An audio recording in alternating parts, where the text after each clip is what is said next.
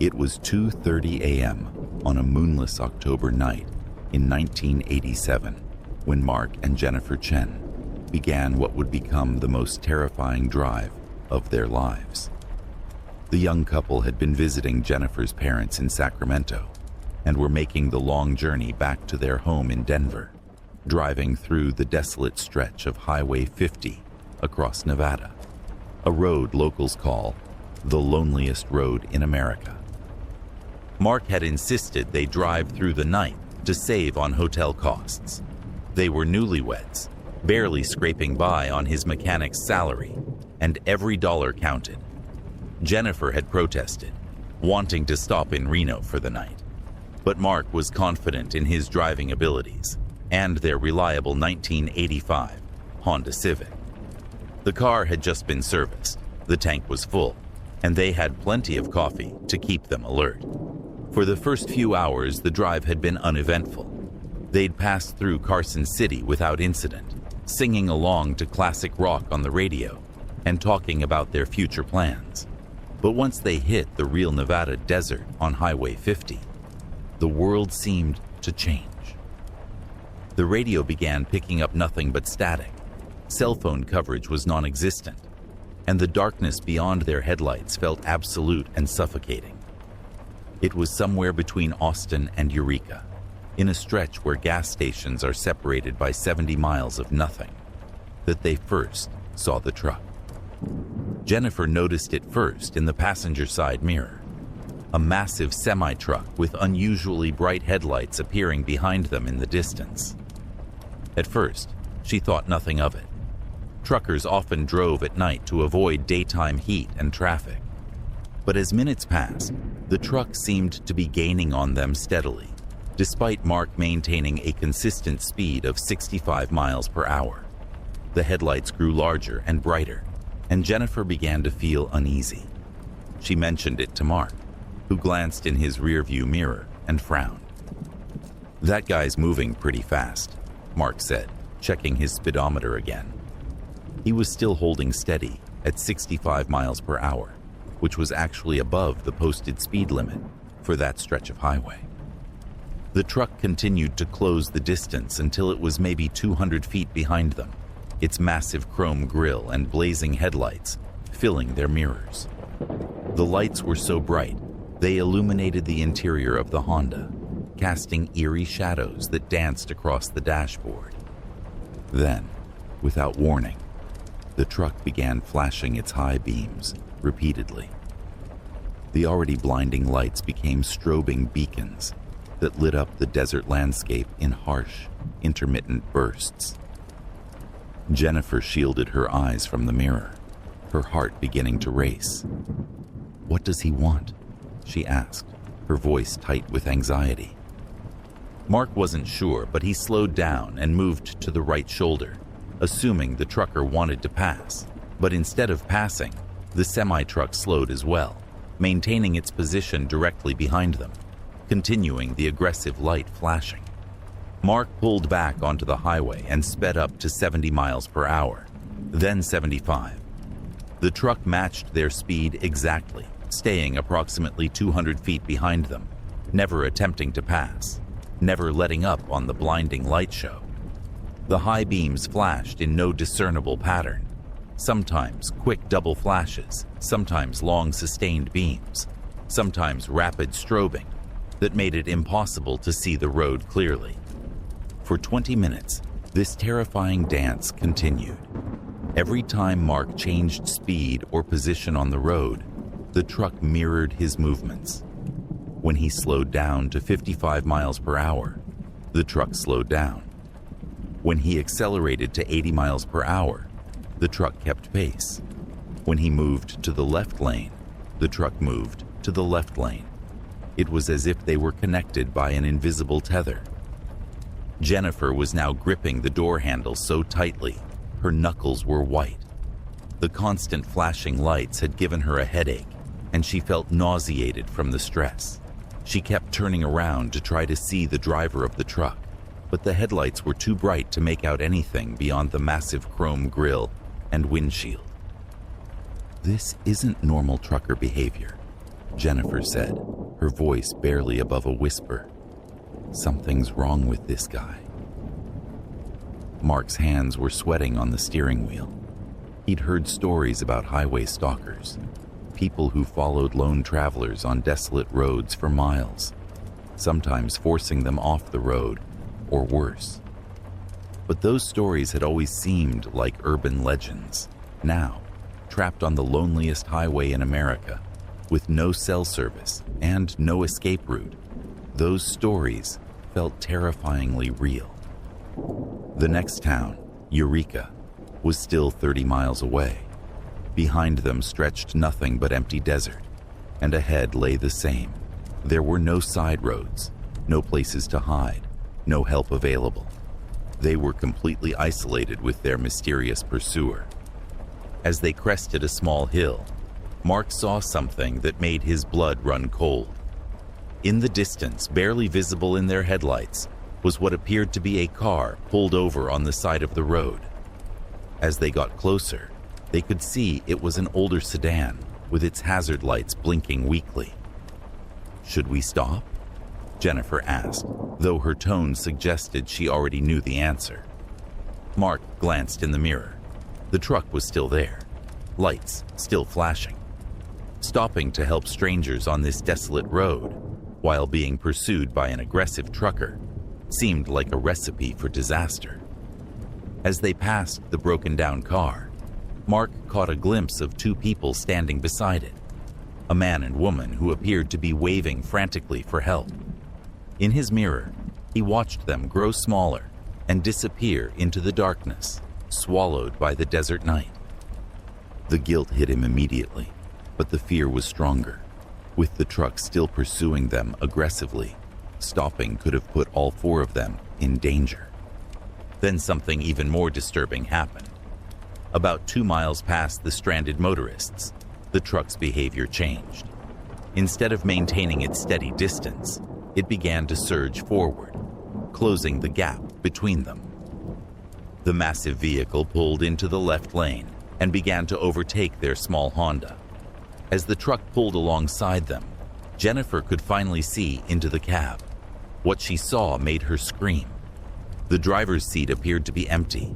The truck was moving at 75 miles per hour down a desert highway, perfectly maintaining its lane and speed. But there was no visible driver behind the wheel. The cab was dark except for the green glow of the dashboard lights, and the driver's seat looked completely vacant. "Mark, there's nobody driving that truck!"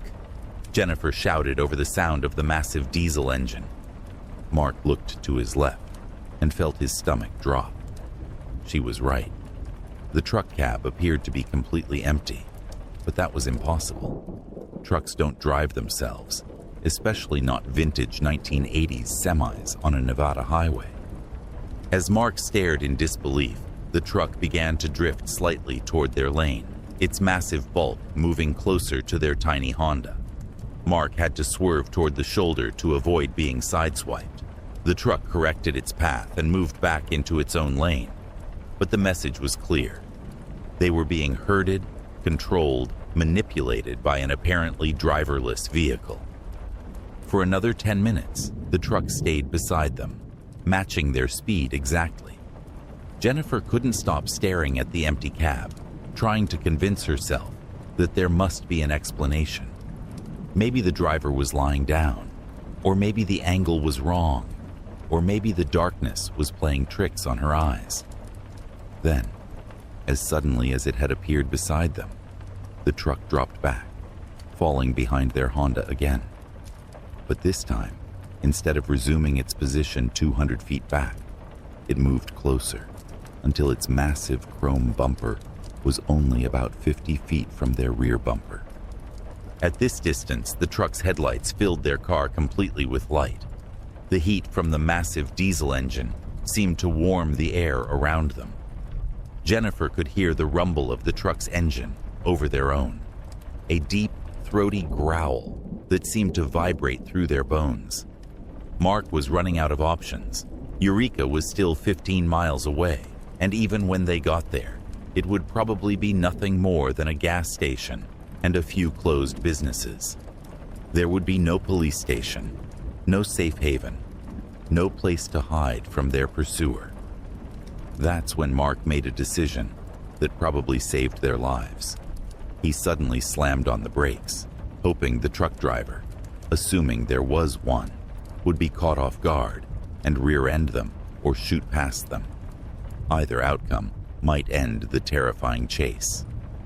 The Honda's brakes squealed as they decelerated rapidly from 75 miles per hour to 45 miles per hour in a matter of seconds.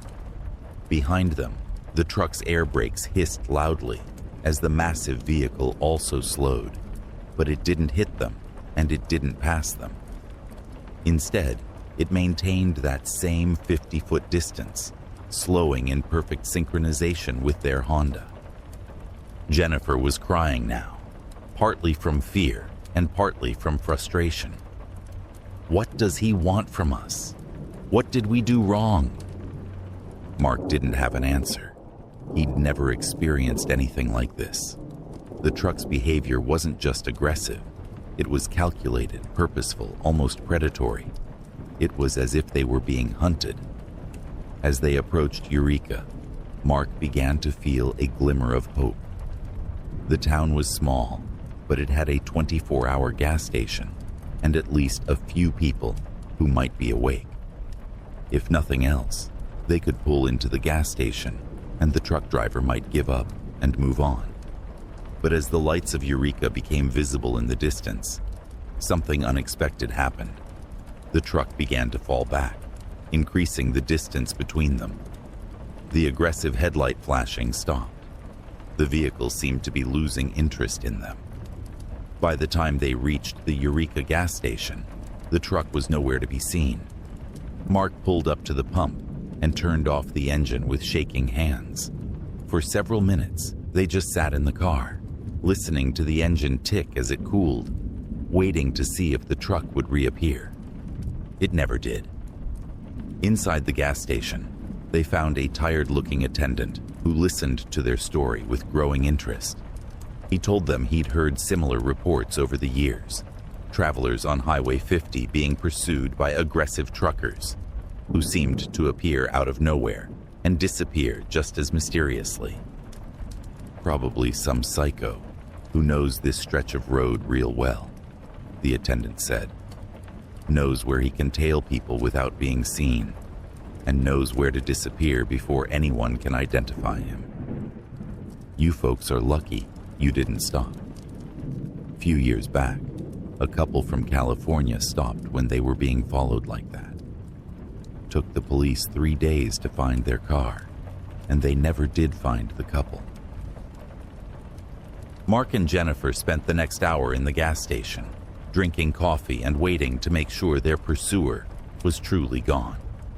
When they finally got back on the road, they drove the remaining distance to Denver in tense silence, constantly checking their mirrors for any sign of the mysterious truck.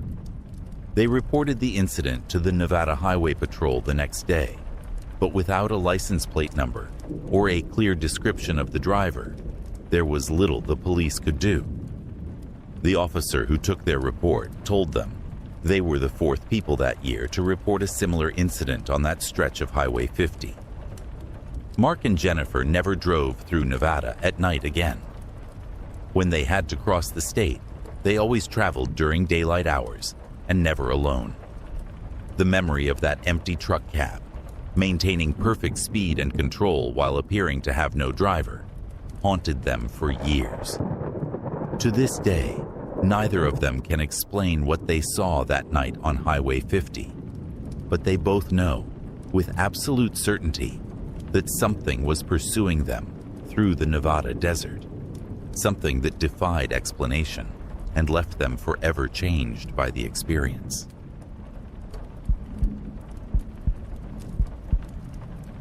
In March of 1994, college sophomores David Martinez and Ryan Kellerman were driving back to their university in Oregon after spring break.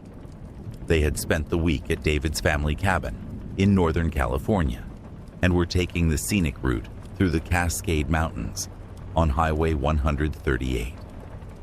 It was supposed to be a peaceful drive through some of America's most beautiful wilderness. But what happened that night would haunt both young men for the rest of their lives. The trouble started around 11 p.m. as they wound through the densely forested mountain passes east of Roseburg.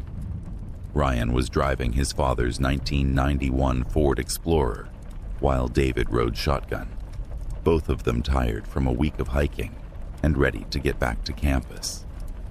The radio had lost signal an hour earlier, leaving them with nothing but the sound of tires on asphalt and the occasional gust of wind through the towering Douglas firs that lined the narrow mountain highway. They hadn't seen another car for over 30 minutes when David first noticed the headlights in the side mirror. 2 white dots appeared in the darkness behind them, maybe half a mile back, winding through the same curves they had just navigated.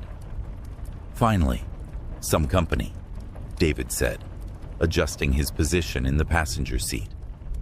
The isolation of the mountain road had been making him feel uneasy, though he hadn't mentioned it to Ryan. But as the minutes passed, something about the following car began to seem off. The headlights maintained exactly the same distance behind them, never getting closer, never falling farther back. When Ryan slowed down for sharp curves, the lights slowed down. When he accelerated on straightaways, the lights accelerated. It was as if the other driver was deliberately matching their speed to maintain that precise half-mile gap. "That guy's been behind us for like 20 minutes, David observed, watching the headlights in his mirror. Same distance the whole time. Ryan glanced in the rearview mirror and frowned. Yeah, that is weird. Maybe he's just being cautious on these mountain roads. But David had noticed something else that made his skin crawl. The headlights never seemed to go around curves the way normal headlights should. When a car follows you around a bend, the lights sweep across the landscape as the vehicle turns. These lights appeared to simply fade out as they reached each curve, then reappear on the other side, as if they were somehow cutting through the forest instead of following the road. 20 more minutes passed, and the mysterious vehicle maintained its exact position. David began timing it, watching his watch as they went around curves. Every single time, the lights would disappear for exactly 12 seconds, then reappear in the same relative position. It didn't matter if the curve was sharp or gradual, left or right. Always 12 seconds of darkness. Then the lights would be back. "Ryan, pull over for a minute," David said, his voice tight with anxiety. "What? Why?" "Just pull over. I want to see what this guy does."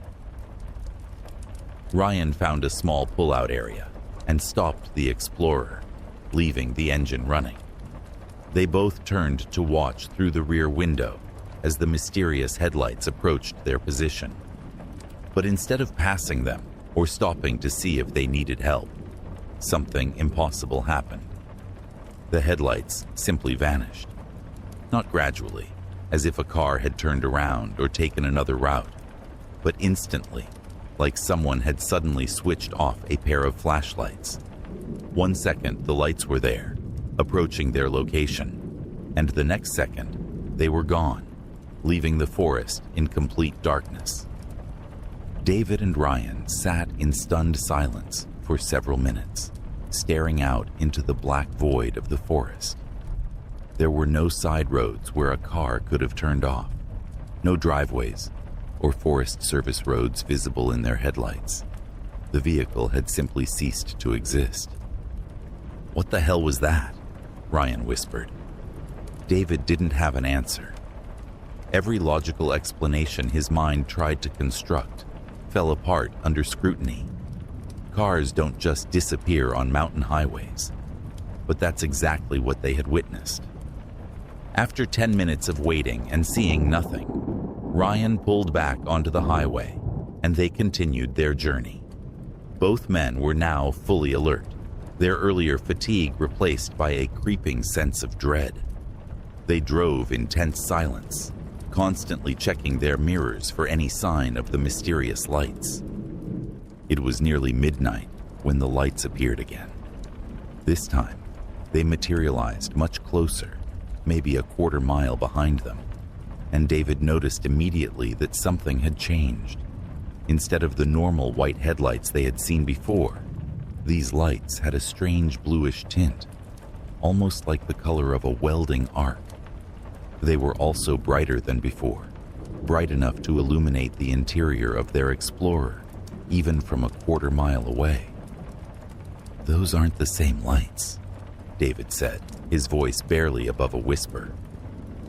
Ryan was gripping the steering wheel so tightly his knuckles were white. "What do you mean?" "The color's different, and they're way brighter than before." As if responding to their conversation, the strange blue lights began to pulse. Not the regular flashing of emergency vehicles or turn signals, but a slow, rhythmic pulsing that seemed almost organic, like a heartbeat made of light.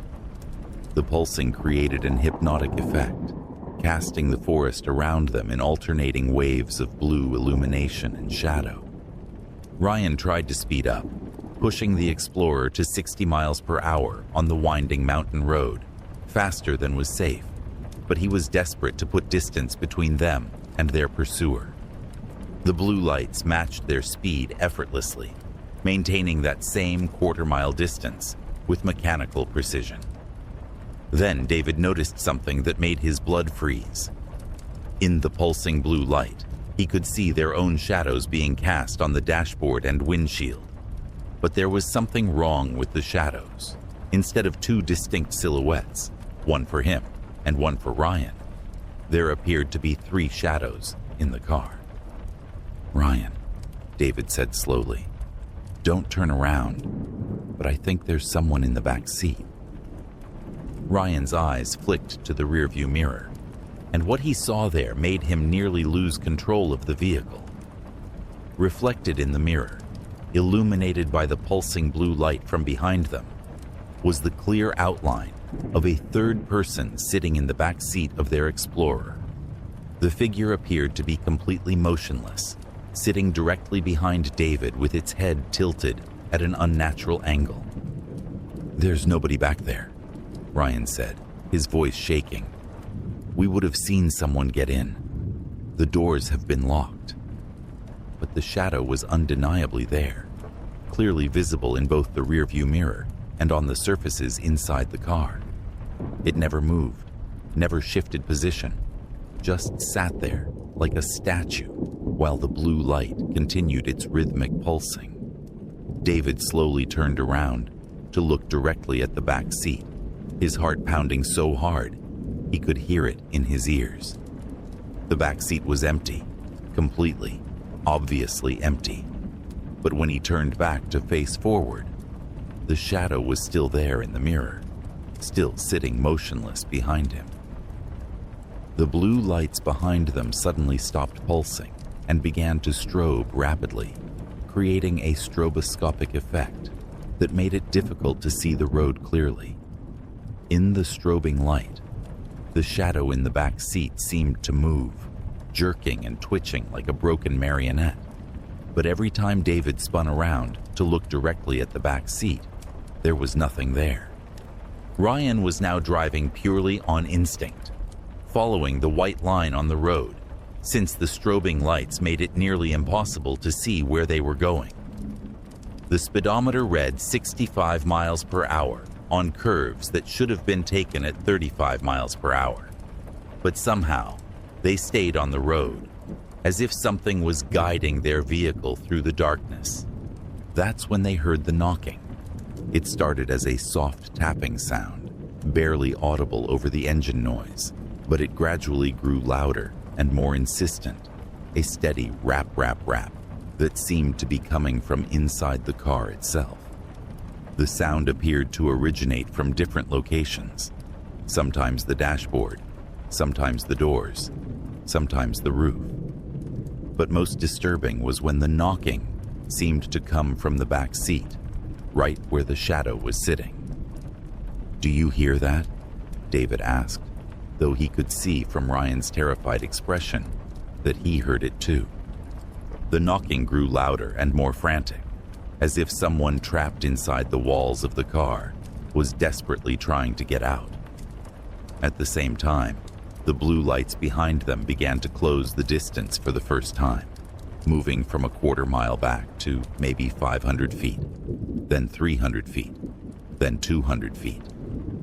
As the lights got closer, the knocking became almost deafening, and new sounds joined it, scratching noises, as if fingernails were being dragged across metal, and a low moaning that seemed to come from the car's ventilation system.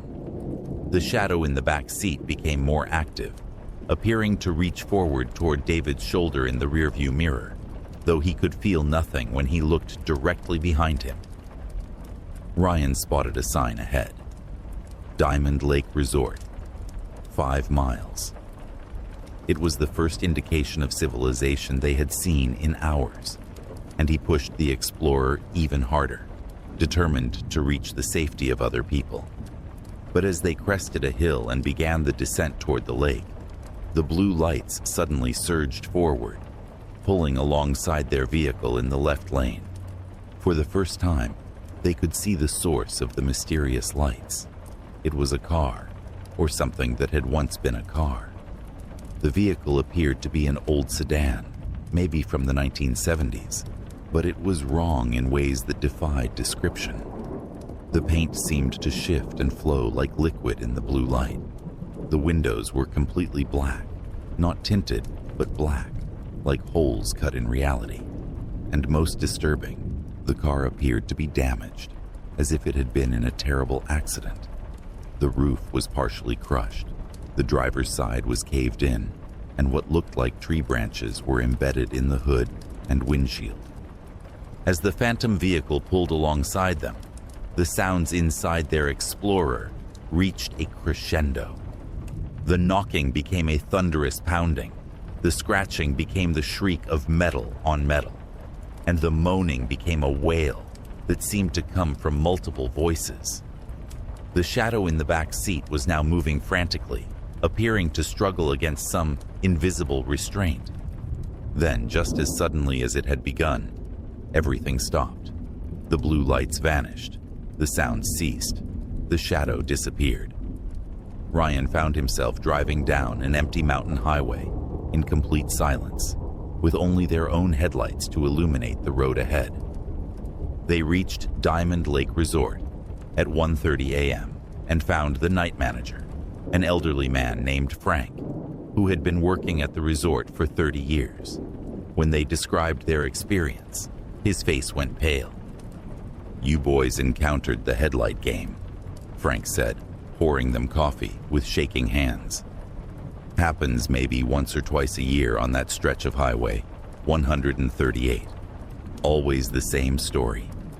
Blue lights, shadows where there shouldn't be shadows, sounds that don't make sense." Frank told them about a family of 4 who had been killed on that highway in 1978 when their car went off the road during a freak snowstorm. The father had been driving, the mother in the passenger seat, and their 2 young children in the back. They were found 3 days later, their car wrapped around a Douglas fir about 50 feet down a steep embankment. "The thing is," Frank continued, "the accident happened on a perfectly straight stretch of road in good conditions. No reason for the car to leave the highway. But the police report mentioned something strange. Witnesses said they saw blue lights following the family's car just before the accident, lights that disappeared right after the crash."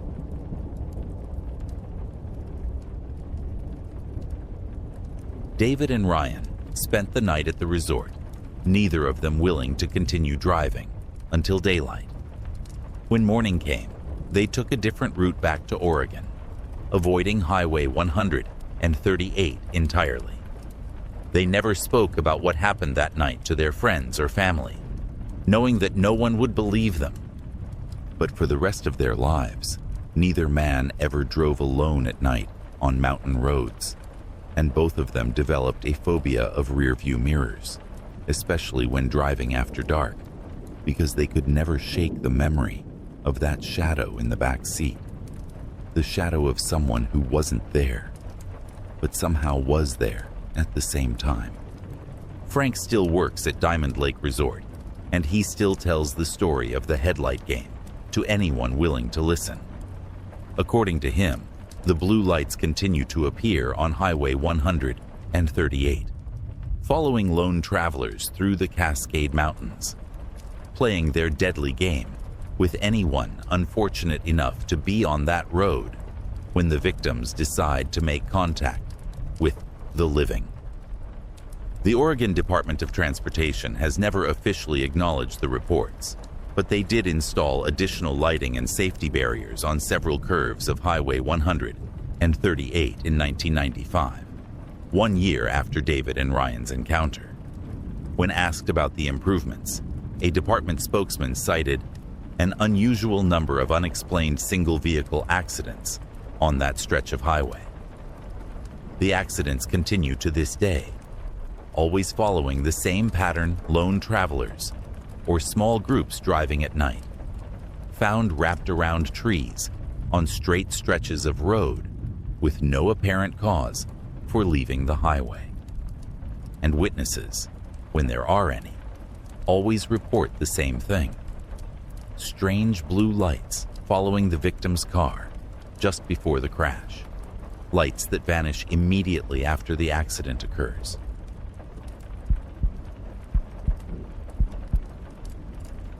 On a cold February night in 1991, Janet Morrison was driving alone from Phoenix to Tucson on Interstate 10, making the familiar 2-hour journey she had done countless times before. Janet worked as a pharmaceutical sales rep and often had to make late-night drives between Arizona cities after client meetings. She was an experienced night driver, comfortable with desert highways, and used to the solitude that came with traveling after midnight. What made this particular night different started as something completely mundane. Her car radio began picking up a station that shouldn't have existed. Janet was driving her company-issued 1989 Buick LeSabre, cruising at a steady 75 miles per hour through the Sonoran Desert. The landscape outside was the familiar endless expanse of saguaro cacti and creosote bush, illuminated by a half moon that cast everything in silver and deep shadows. She had been listening to a classic rock station from Phoenix, but as she got farther from the city, the signal began to fade into static. She reached over to scan for another station, pressing the seek button on the radio and waiting as it cycled through the dial. Most of the frequencies held nothing but static or faint, distant voices speaking Spanish from stations across the Mexican border. But at 88.1 FM, the radio stopped on something that made her pause. A woman's voice, crystal clear despite being on a frequency that should have been empty, was reading what sounded like a shopping list. Milk, bread, eggs, hamburger meat, dish soap, toothpaste, bandages, rope, plastic sheeting, lime, shovel. Janet found the combination odd everyday household items mixed with things that seemed more ominous. She was about to change the station when the woman's voice continued. And don't forget the important thing, darling. The most important thing of all. The thing we talked about. The thing we need to finish what we started. There was a pause, filled only by a strange crackling sound that didn't quite sound like normal radio static. Then a man's voice responded, speaking in a tone that was both loving and deeply disturbing. "I know, sweetheart. I haven't forgotten. I've been thinking about it all day, about her, about what she did, about what she deserves." Janet felt a chill run down her spine. This didn't sound like any radio show she had ever heard. There were no commercial breaks, no station identification, no music. Just this intimate conversation between two people discussing something that sounded increasingly sinister. She glanced at the radio display again. 88.1 FM.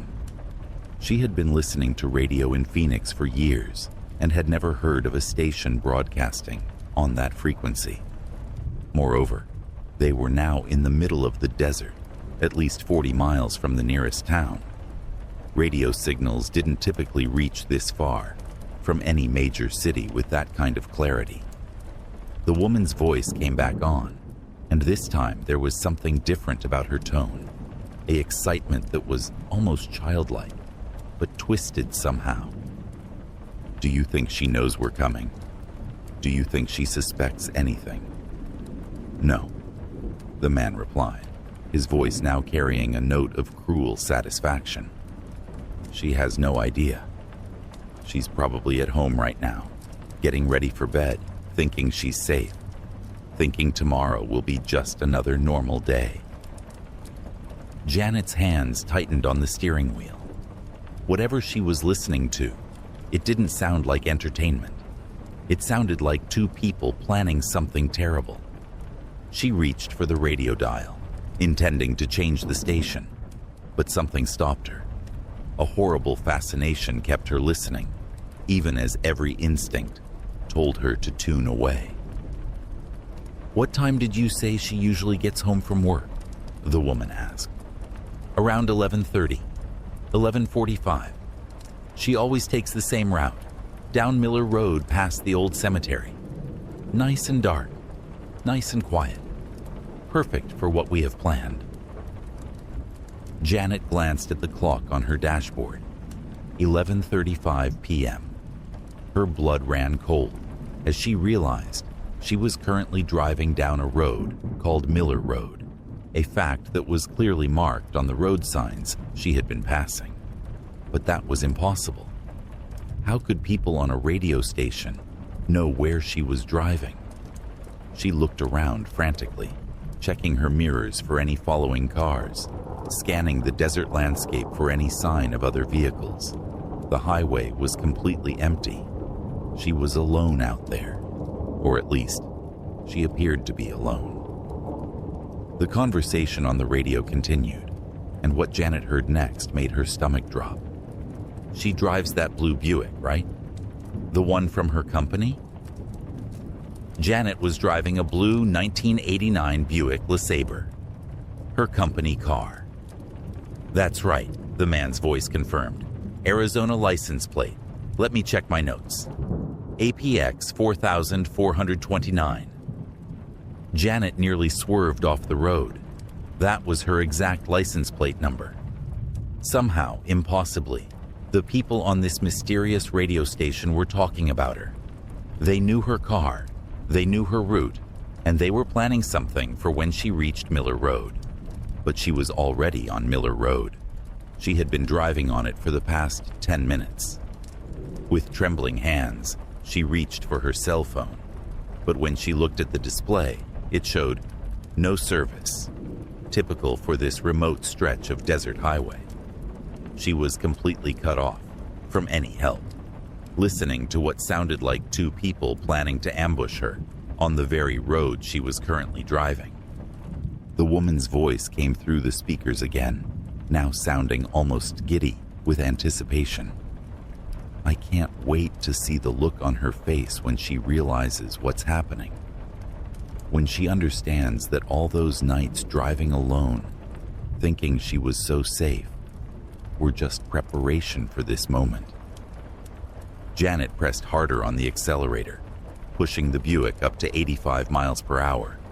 She needed to get off Miller Road as quickly as possible, needed to reach a populated area where she could find help.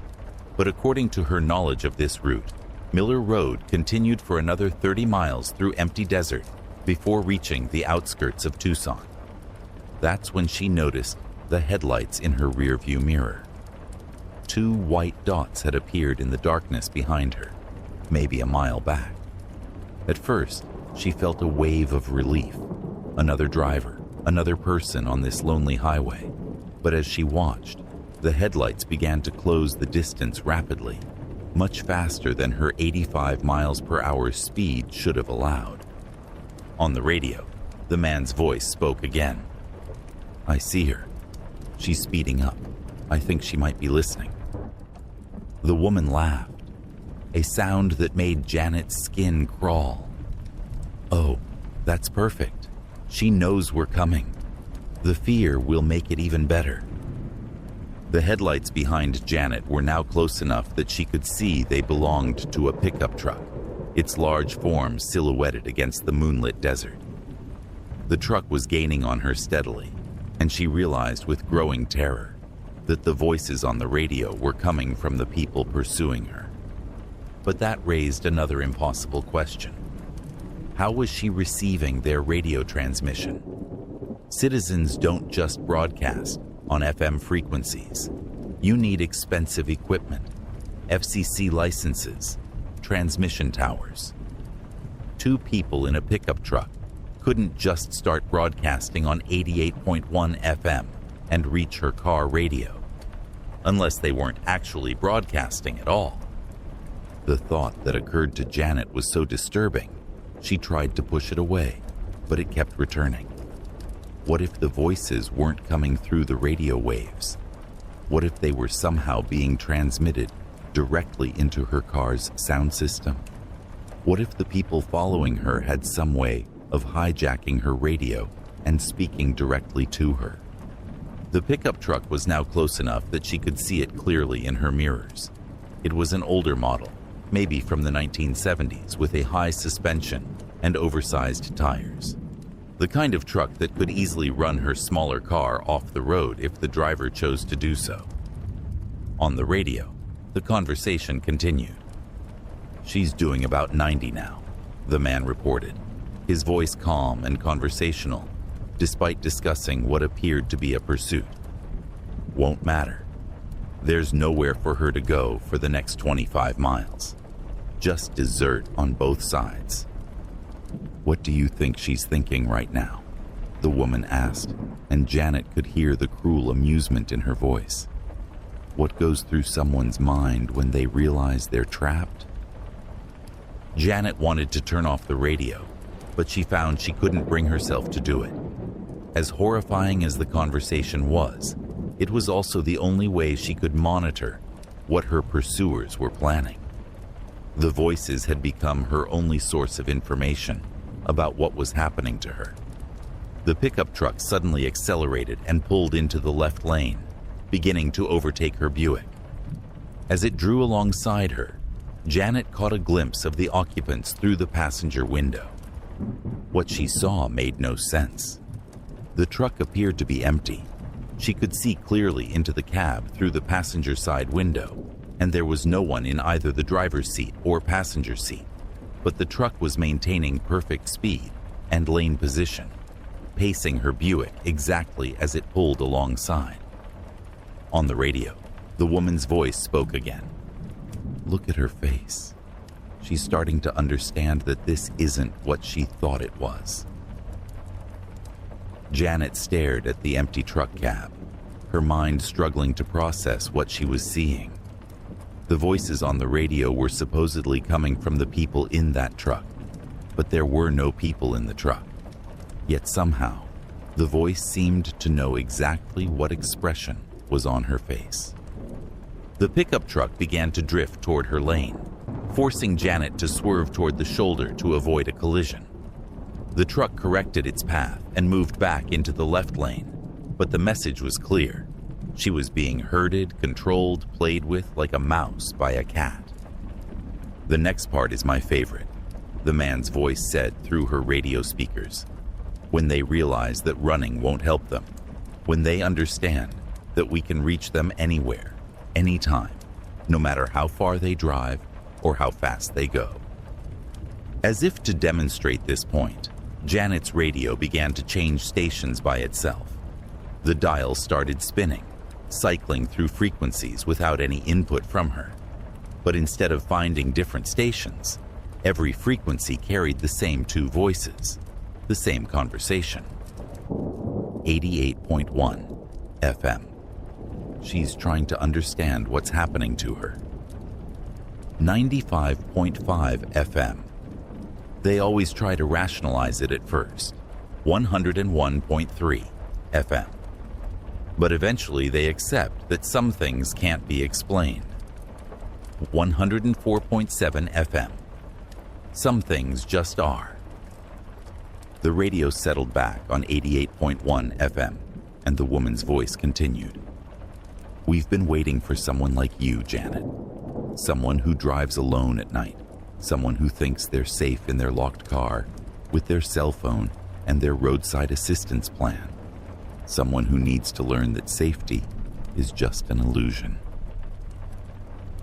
Janet's heart nearly stopped. They had used her name. These voices, coming from an empty truck on an impossible radio frequency, knew her name. She tried to remember if she had any identification visible in her car. Any way someone could have learned her name just by looking at her vehicle. But her purse was in the back seat. Her registration was in the glove compartment, and she wasn't wearing a name tag or uniform. The pickup truck suddenly dropped back behind her, then accelerated forward again, repeating the maneuver several times in a pattern that seemed almost playful. Each time it approached, the radio voices would provide commentary. She's gripping the steering wheel so tight her knuckles are white.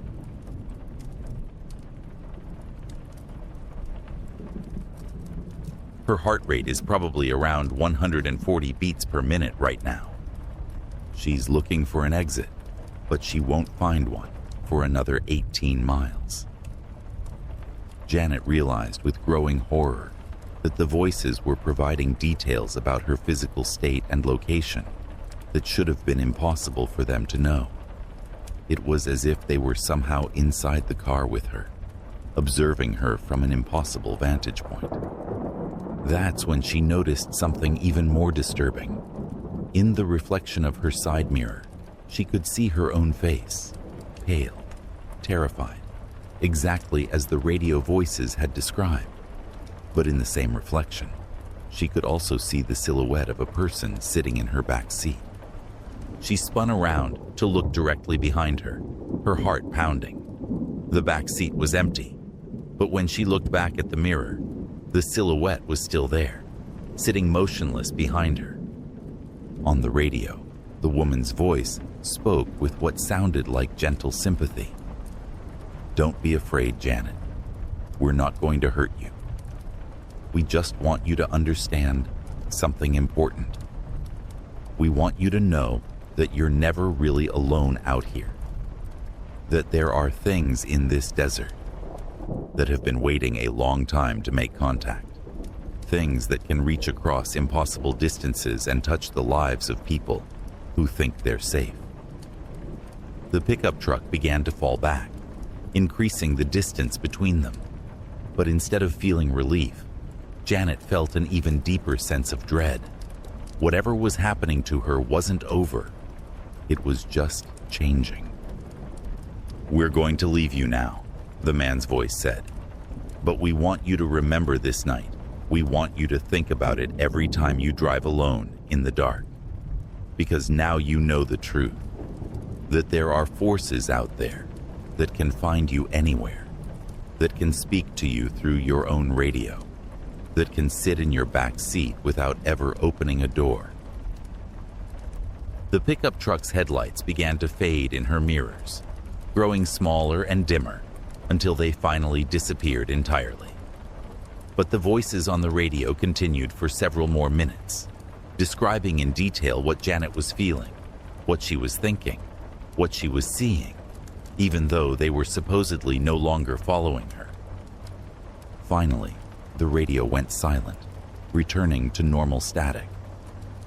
Janet drove the remaining distance to Tucson in complete silence, afraid to turn the radio back on, afraid to look in her mirrors, afraid to do anything that might invite the voices back into her car. She never reported the incident to police, knowing that no one would believe her story. But she did some research and discovered that 88.1 FM was indeed an unused frequency in the Phoenix-Tucson area. No radio station was licensed to broadcast on that frequency. According to FCC records, it should have carried nothing but static. Janet continued working as a sales rep for another 6 months, but she never again drove alone at night.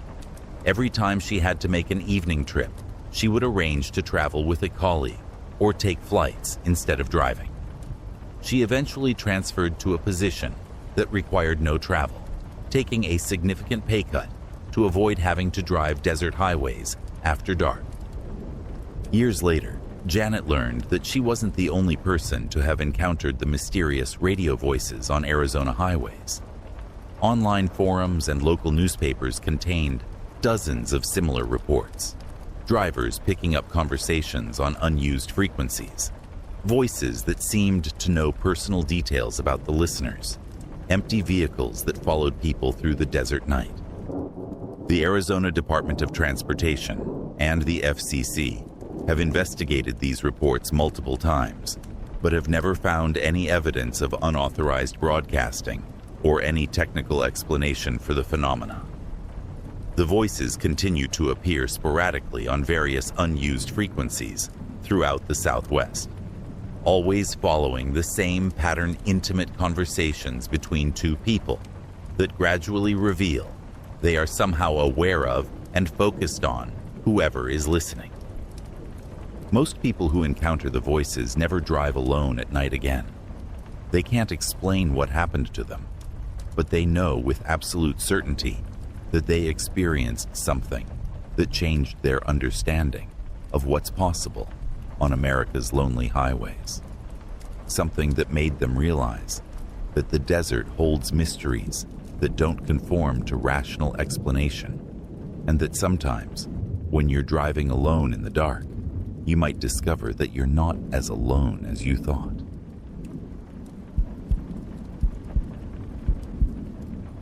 In August of 1989, photography student Sarah Chen was driving through rural Montana on Highway 2, documenting abandoned homesteads for her senior thesis. She had been on the road for 3 days, camping in her Volkswagen van and stopping to photograph ghost towns. What happened on her final night would force her to abandon the project entirely and question everything she knew about reality. Sarah was driving south toward Great Falls as the sun set. Highway 2 through this part of Montana is one of America's most isolated roads, cutting through endless wheat fields and rolling prairie. After dark, you could drive for hours without seeing another car. About 20 miles south of Havre, she first noticed mile marker 127. It was a standard green highway sign, nothing unusual, except she made a mental note because her gas gauge showed less than a quarter tank. Sarah was methodical about travel, keeping detailed logs of routes and mileage. At 65 miles per hour, she should pass 1 mile marker every minute. But after 10 minutes of driving, she saw another mile marker. Instead of reading 137 as expected, it read 127. She slowed and stared at the sign. Mile marker 127, the exact same number from 10 minutes earlier. She checked her odometer. She had traveled 6.2 miles. The markers should have been advancing, not repeating. She dismissed it as a mistake, assuming she misread a sign in the fading light. But 5 minutes later, another mile marker 127, and 5 minutes after that, another one. By the fourth time she passed mile marker 127, Sarah was no longer dismissing it. She pulled over and checked her compass, pointing south. Exactly right. She was on the correct highway, traveling the right direction. But somehow, she kept passing the same mile marker repeatedly. Sarah examined the sign closely. It looked completely normal, standard Montana DOT sign on a metal post. The reflective numbers were crisp in her headlights. There was no indication it was a duplicate. It appeared to be the original mile marker for that location. But how could she keep passing the same marker while driving straight down a highway? She continued driving, paying attention to the landscape. Typical Montana prairie rolling grassland, with occasional cottonwood clusters and distant grain elevators. The terrain was monotonous, but not identical. She should have detected if she was driving in circles. Yet, 10 minutes later, mile marker 127 again. This time, Sarah stopped next to the sign and photographed it, noting distinctive landmarks: a dead tree 50 yards west, a rusty fence post, a small creek in the distance. These would help determine if she was encountering the same physical location repeatedly. She drove on, watching carefully. The dead tree fell behind, along with the fence post and creek. New terrain rolled past. Different trees, fence lines, topography. She was definitely moving forward, covering new ground. But 15 minutes later, mile marker 127 appeared again. When she stopped, there was the same dead tree, fence post, and creek. Sarah felt a chill. She was encountering not just the same mile marker, but the exact same location with identical landscape features. She was trapped in some kind of loop, doomed to repeat the same highway stretch over and over. She tried driving faster, 75 miles per hour, hoping speed might break whatever was happening. 20 minutes later, mile marker 127 appeared, with all familiar landmarks. She tried slower speeds. Same result. Sarah even stopped for an hour, walking around, thinking she needed to reset whatever was affecting her travel. But when she resumed driving, the pattern continued. Mile marker 127, dead tree, fence post, creek. Over and over. By her count, she had passed mile marker 127 17 times. She had been driving for over 4 hours since sunset, yet made no progress down Highway 2.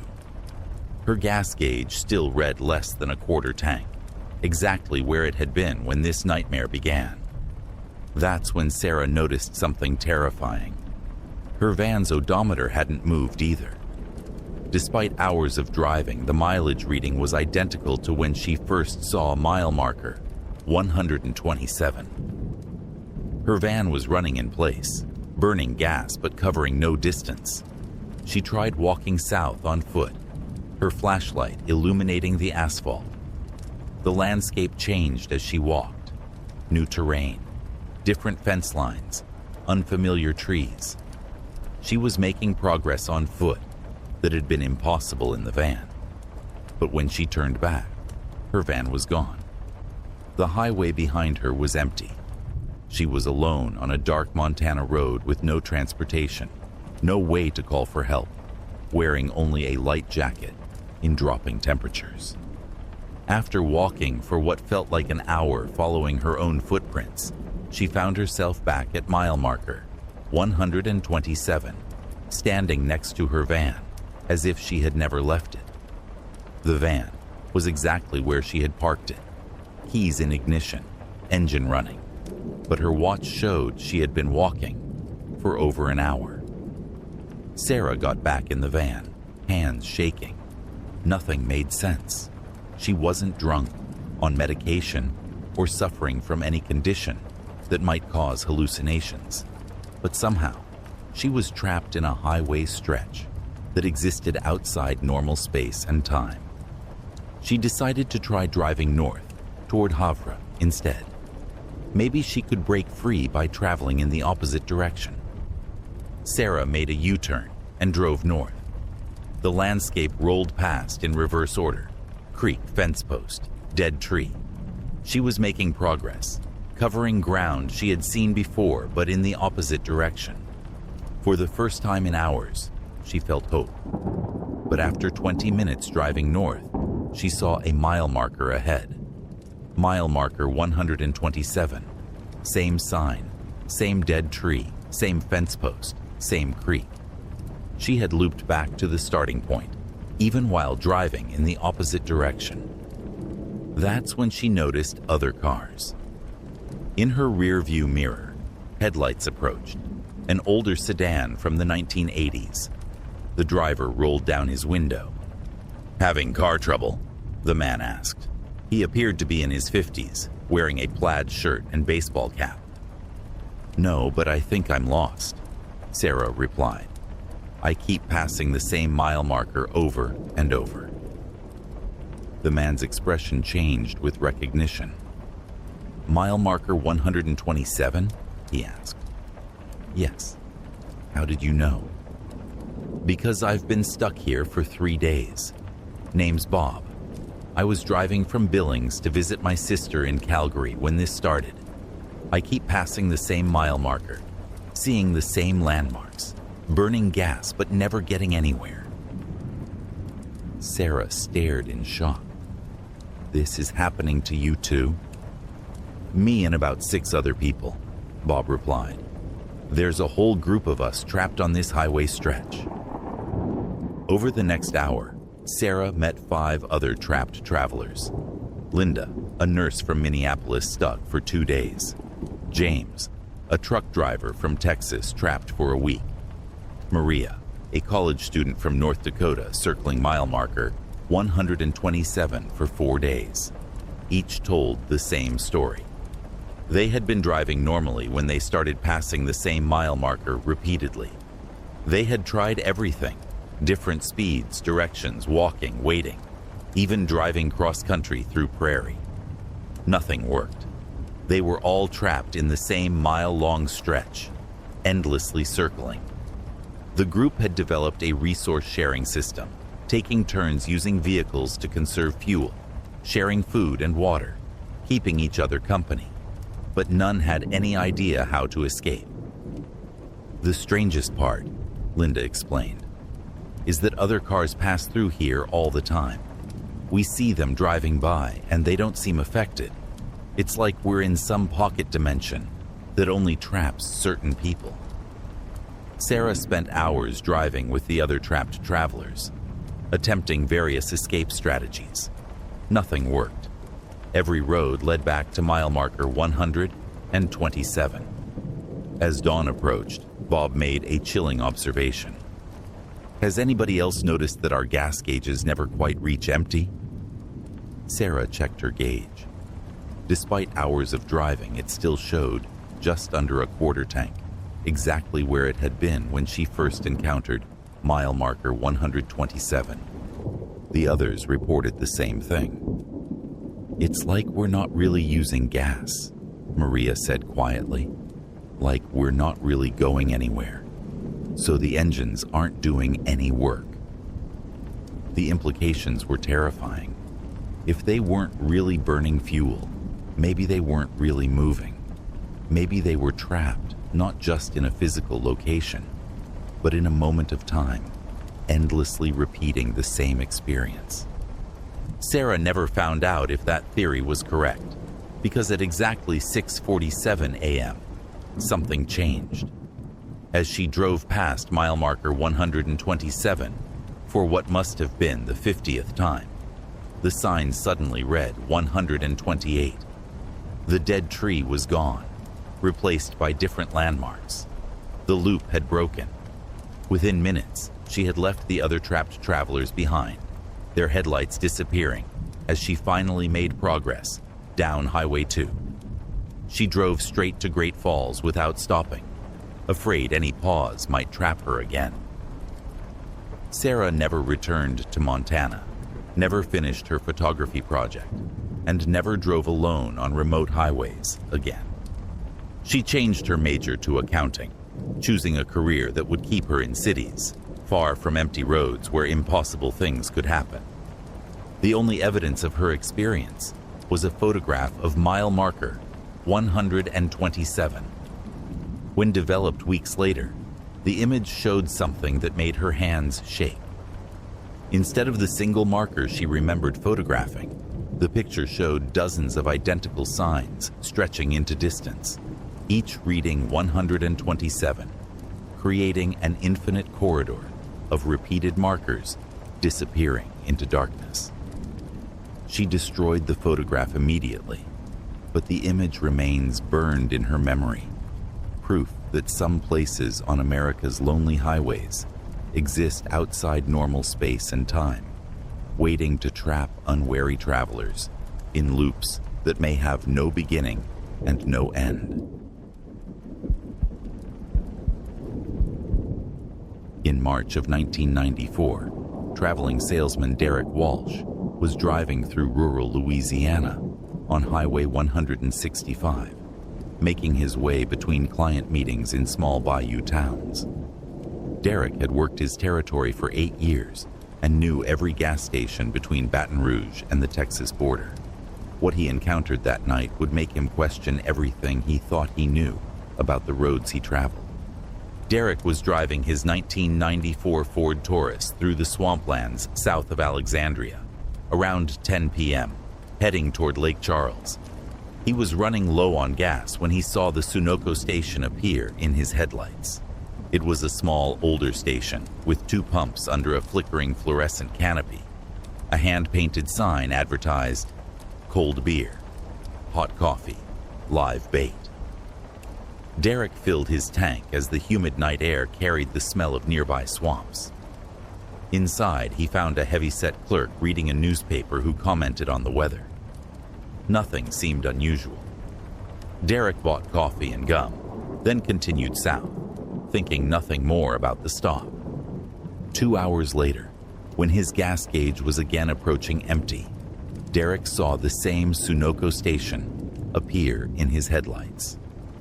At first, he assumed it was a different location, but as he pulled in, Derek noticed identical details. The same flickering light, the same hand-painted sign, the same window arrangement. He checked his odometer. 78 miles since his last stop. Inside, Derek found the same heavy-set clerk, reading what appeared to be the same newspaper. "Back again so soon?"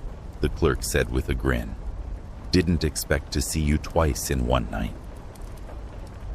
Derek felt a chill. "What do you mean, back again?" "You were just here a couple hours ago. Bought gas, coffee, and gum. Don't you remember?" Derek stared at the man. It was impossible. He had driven 78 miles in a straight line down Highway 165. There was no way he could have returned to the same gas station without turning around. "This is a different Sunoco station," Derek said slowly. The clerk's expression grew concerned. "Son, this is the only Sunoco for 50 miles in any direction. You sure you're feeling okay?" Derek bought gas and left quickly, trying to rationalize what had happened. But as he continued south, paying careful attention to landmarks, he was definitely on Highway 165, heading in the right direction. Mile markers advanced normally. 3 hours later, his gas gauge approached empty again. And once again, the same Sunoco station appeared. This time, Derek was certain it was the same location. Every detail was identical, but according to his odometer, he had driven another 93 miles. He should have been near Lake Charles by now. Inside, the same clerk looked up with growing concern. "This is the 3rd time you've stopped here tonight. Are you having some kind of medical episode?" "What's the name of this town?" Derek asked. "Ville Platte. Same as the last 2 times you asked." Derek knew Ville Platte. It was about 40 miles north of where he should currently be. If the clerk was telling the truth, Derek had somehow traveled backward, losing all progress. Derek bought gas and a road map. Outside, he traced his route. Highway 165 ran straight from Alexandria to Lake Charles, passing through Ville Platte, halfway between. There were no loops, no alternate routes that could bring him back repeatedly. But somehow, that's exactly what was happening. Derek tried State Route 13 east toward Baton Rouge. He drove for over an hour, covering 60 miles through unfamiliar farming communities. The landscape was different, more agricultural, fewer trees.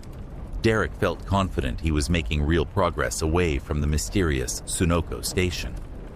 But when his gas gauge showed nearly empty, Derek saw familiar lights ahead.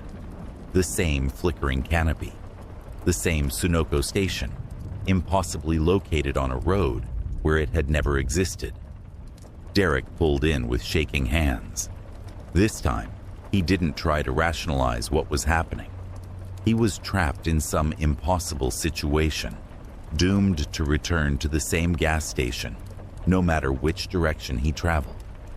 The clerk looked up with fear rather than concern. "This isn't right," the clerk said quietly.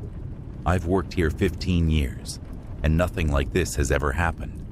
You shouldn't be able to keep coming back here." "Then you believe me?" Derek asked. The clerk nodded slowly.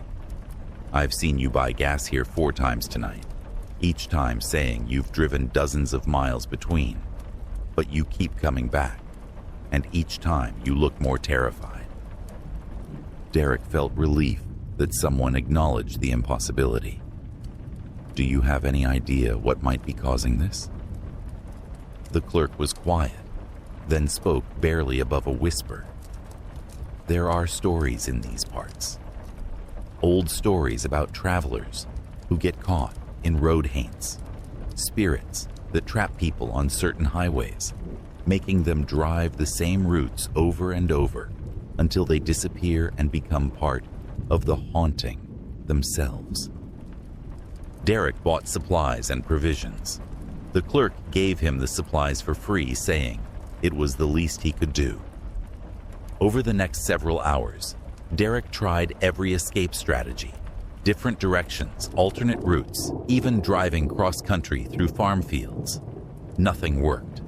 He inevitably found himself back at the Sunoco station, facing the increasingly worried clerk. On his 8th visit, Derek noticed something terrifying in the restroom mirror. His reflection looked different, pale and translucent, with hollow, distant eyes. He looked like someone fading away. The clerk noticed too. "You're starting to look like the others." "What others?" "The other travelers who got caught in the loop. Over the years, maybe a dozen people like you. Folks who keep coming back no matter which way they drive. Most fade away after a few days. They get thinner and more transparent each time until they're just shadows. Then they stop coming altogether." Derek stared in horror.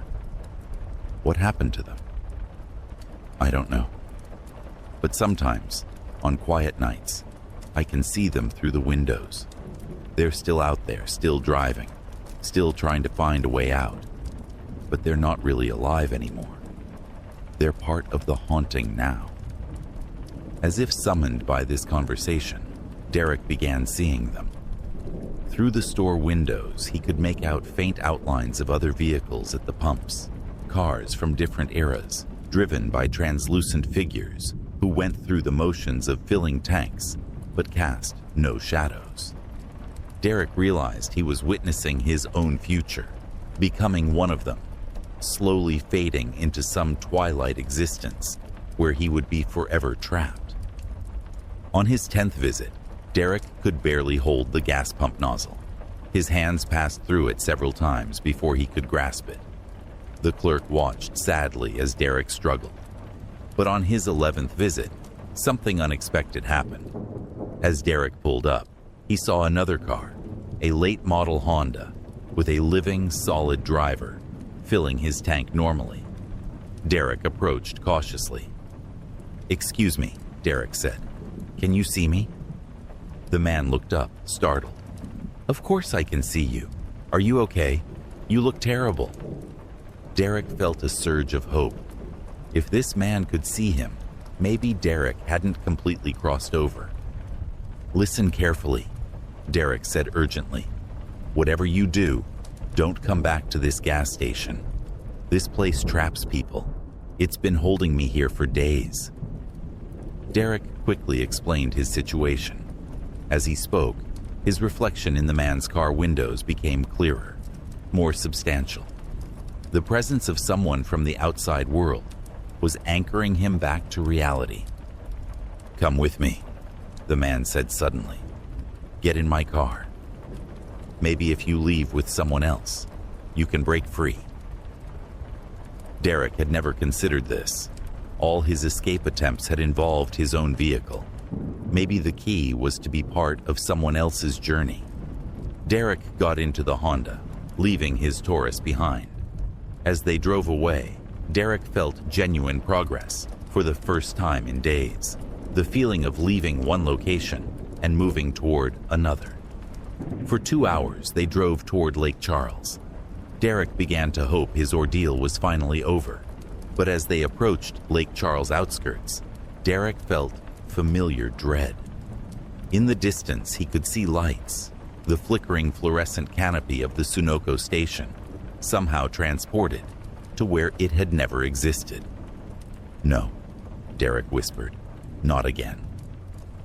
The businessman saw it too and slammed on the brakes. "That's impossible. We've been driving away from that place for 2 hours." Derek got out, knowing what he had to do. The haunting wasn't just tied to the location. It was tied to him. As long as he remained in the world of the living, the gas station would follow, trapping anyone who tried to help. "Drive away," Derek told the businessman. "Don't look back." "What about you?" Derek looked at his hands, already becoming translucent again. "I think my journey ends here." Derek watched the Honda disappear, then walked into the Sunoco station for what he knew would be the last time. The clerk looked up with sad recognition. "You figured it out," the clerk said, "that you can't escape by bringing others into it." Derek nodded. "How long have you been here?" "Since 1967. I was the first one to get trapped. Now I help guide the others through their transition. It's not as bad as you might think." Derek felt his physical form fading, but strangely, the terror was leaving too. There was peace in accepting his fate, in understanding that some mysteries were meant to remain unsolved. The last thing Derek remembered was walking out to his Taurus, which was waiting at the pump, exactly as he had left it. Derek Walsh was reported missing when he failed to show up for his Lake Charles appointment. His car was never found, but sometimes, late at night on Highway 165 near Ville Platte, drivers report seeing a Sunoco station that isn't on any map. Most leave without incident, but a few find themselves returning, no matter which direction they travel, becoming part of the endless cycle of travelers who discovered that some gas stations serve as waypoints between the world of the living and whatever lies beyond the last exit.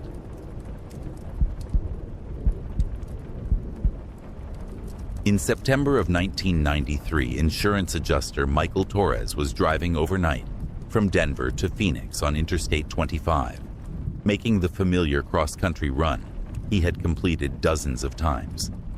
Michael knew every rest stop, landmark, and exit between Colorado and Arizona. What he discovered that night would challenge everything he thought he knew about the interstate system. Michael had left Denver around 8 p.m., planning to drive straight through and arrive in Phoenix by morning. Around 2 a.m., somewhere between Las Cruces and the Arizona border, Michael began looking for a place to stop for coffee. That's when he saw the exit sign. Exit 67, Millfield, gas, food, lodging. Michael slowed and studied the sign. He had driven this stretch of I-25 many times and had never seen an exit for Millfield. Moreover, exit numbers in this area should have been in the 20s, not 60s. Exit 67 would have been hundreds of miles north. But Michael was tired, and maybe he had misremembered. If the exit offered gas and food, it was exactly what he needed. Michael took the exit, following a well-maintained off-ramp that curved right to a stop sign. After 5 minutes driving through rolling desert, he crested a hill and saw Millfield spread before him. It was larger than expected, not just a truck stop, but an actual town with streetlights and a main street lined with businesses. A diner showed neon signs, A gas station had bright lighting, and a motel displayed a glowing vacancy sign. Michael pulled into the gas station first, noting it was Desert Star Petroleum, with a cactus and star logo he didn't recognize. As he filled his tank, Michael looked around, puzzled. Millfield appeared substantial enough to be marked on maps. How had he never heard of it? Inside, a middle-aged woman behind the counter smiled friendly. "Evening, honey. Passing through?" "Yeah, just needed gas and coffee," Michael replied. "I have to say, I've driven this route many times, and I've never noticed Millfield before." The woman's smile faltered slightly. "Oh, Millfield's been here a long time, since the 1880s, when the railroad came through. We're just off the beaten path, I suppose." Michael paid for gas and coffee, then walked outside to study his surroundings. The town definitely looked established, with mature trees and buildings showing decades of weathering. But something felt off in a way he couldn't identify. The streetlights cast shadows that seemed wrong, and the air had a quality that reminded him more of early morning than middle of night. He decided to check out the diner before getting back on the road. The Millfield Cafe occupied a corner building with large windows and classic 1950s design. Through the windows, Michael could see several customers at the counter and in booths. Inside, the diner was exactly what Michael expected: red vinyl booths, chrome fixtures, and the smell of coffee and fried food. A waitress in her 50s approached with a friendly smile. "Welcome to Millfield, hun. You're not from around here, are you?" "No, just passing through on my way to Phoenix," Michael said. "I have to ask, how come this town isn't marked on road atlases? I've been driving this route for years and never knew you were here." The waitress paused, pouring coffee, and Michael noticed other customers had stopped their conversations and were looking in his direction. "Well," the waitress said slowly, "I suppose we're just one of those places that falls through the cracks. Sometimes the mapmakers forget about us." Michael ordered a burger, more to stay and observe than because he was hungry. As he ate, he listened to conversations around him and noticed something strange. The other customers talked about current events, but their references seemed dated. One man mentioned a movie that Michael was sure had come out several years earlier, discussing it as if it were currently in theaters. Another conversation referenced news from the late 1980s. When Michael tried to pay, the waitress quoted a price remarkably low, less than half what he would expect anywhere else. When he commented, she just smiled and said Millfield had always been affordable. Michael left, feeling increasingly unsettled. Everything about Millfield seemed normal on the surface, but small details, the dated conversations, low prices, the quality of light, suggested something was fundamentally wrong. As he drove back toward the highway, Michael began to feel disoriented. The streets seemed to curve differently than when he arrived, and he found himself driving past buildings he didn't remember seeing before. After 20 minutes, Michael realized he was lost. He had somehow taken a wrong turn and was now driving through residential neighborhoods that seemed to stretch endlessly. Every few blocks, he thought he saw highway lights in the distance, but when he drove toward them, they proved to be something else. Michael stopped at a convenience store and asked the clerk for directions back to Interstate 25. The young man looked confused. "Interstate 25? I don't know what you mean, sir. You want the state highway?" "No, the interstate. I-25, the main north-south highway from Colorado to Mexico." The clerk shook his head. "I've lived here my whole life, and I've never heard of any Interstate 25. We've got State Route 78 that runs east-west, and Highway 142 that goes north-south." Michael felt a chill of fear. Interstate 25 was a major highway, one of the primary north-south routes in the western United States. It was impossible that someone living in New Mexico wouldn't know about it. He bought a local road map and spread it out under a streetlight. The map showed Millfield clearly, but the highway system was all wrong. Instead of Interstate 25, the map showed a network of state routes that didn't match Michael's knowledge. Many town names were unfamiliar, and geographical features seemed to be in wrong locations. Michael began driving again, following the state highway marked on the local map as the route to Las Cruces. But after an hour of driving through desert that looked increasingly unfamiliar, he found himself back in Millfield, approaching the same gas station where he had stopped hours earlier. He pulled over and checked his watch. 5:30 a.m. According to his calculations, he had been driving for over 3 hours since leaving the diner, but had somehow ended up back where he started. His gas gauge showed nearly the same level as when he had filled up. Michael went back into the gas station, hoping to get better directions, but instead of the friendly middle-aged woman, he found a different person behind the counter, an elderly man who looked up with recognition. "Back again? Having trouble finding your way out of town?" "You could say that," Michael replied. "I've been driving for hours, but I keep ending up back here. And I can't seem to find Interstate 25. Nums." The old man nodded sympathetically. "Happens sometimes to folks passing through. Millfield can be a confusing place for outsiders. Sometimes people have trouble leaving." "What do you mean, trouble leaving?" The clerk was quiet, then leaned forward and spoke in a lower voice. "You're not the first traveler to get turned around here.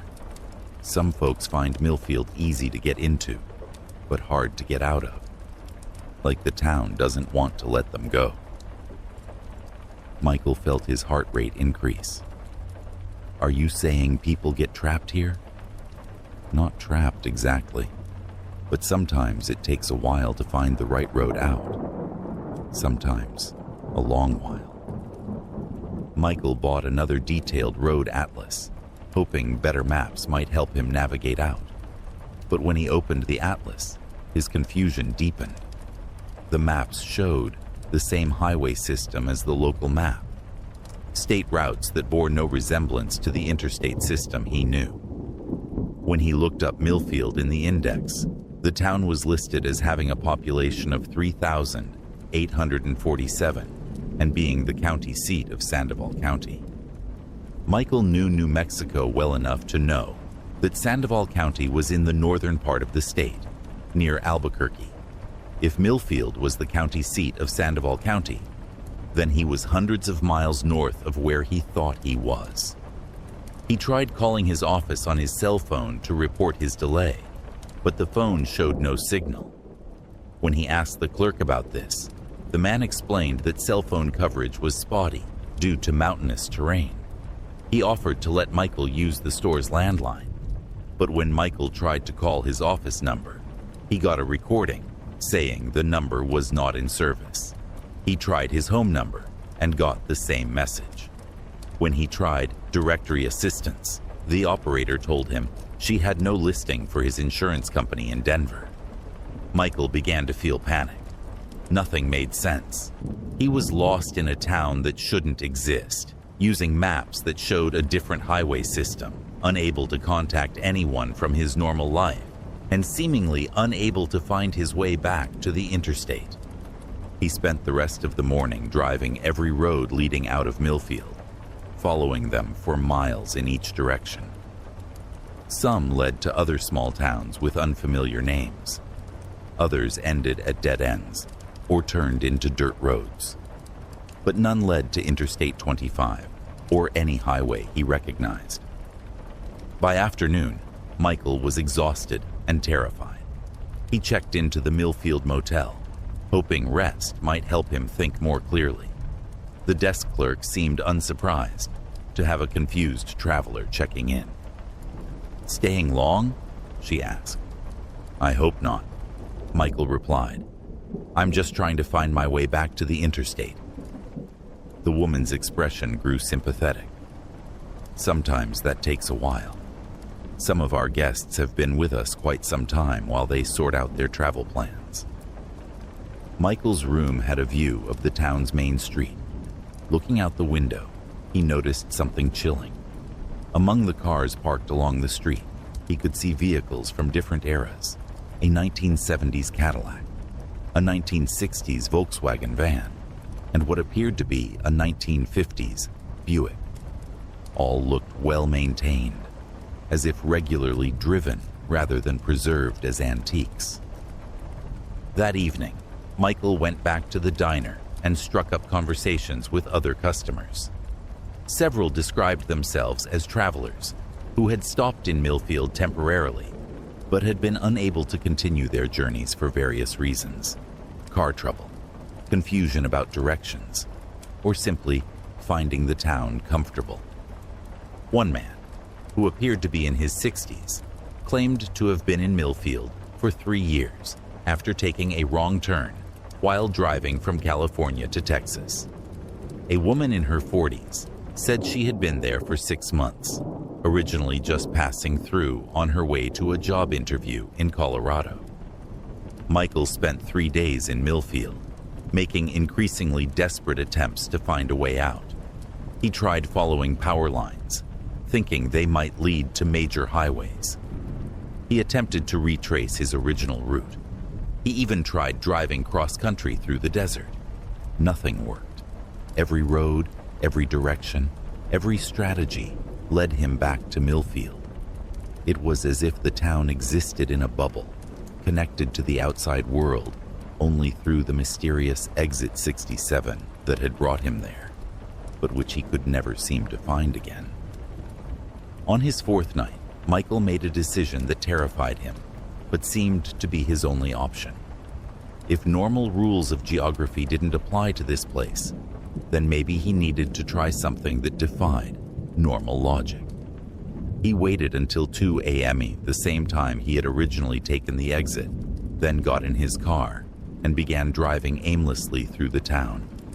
Instead of trying to follow roads or maps, he let intuition guide him, turning whenever he felt compelled to turn. After an hour of seemingly random driving, Michael found himself on a dark road he had never seen before. There were no streetlights, no buildings, just empty desert.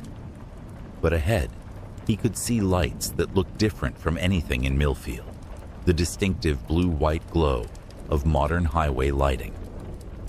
As he drove toward the lights, Michael began to see familiar signs, mile markers with numbers that made sense, highway signs for towns he recognized, and finally, the sight that made him cry with relief: a green interstate sign reading Interstate 25 North, Santa Fe 127 miles, Denver 267 miles.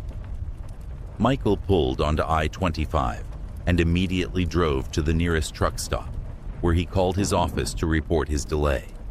His supervisor was confused, saying Michael's trip had been scheduled for the following week. According to the office calendar, it was still September 15th, the same day Michael had originally left Denver. Michael never found an explanation for what happened to him in Millfield. Maps showed no town by that name anywhere in New Mexico. The New Mexico Department of Transportation had no record of an Exit 67 between Las Cruces and the Arizona border. When Michael tried researching the area, he found no reference to any community called Millfield. But Michael was certain of what he had experienced.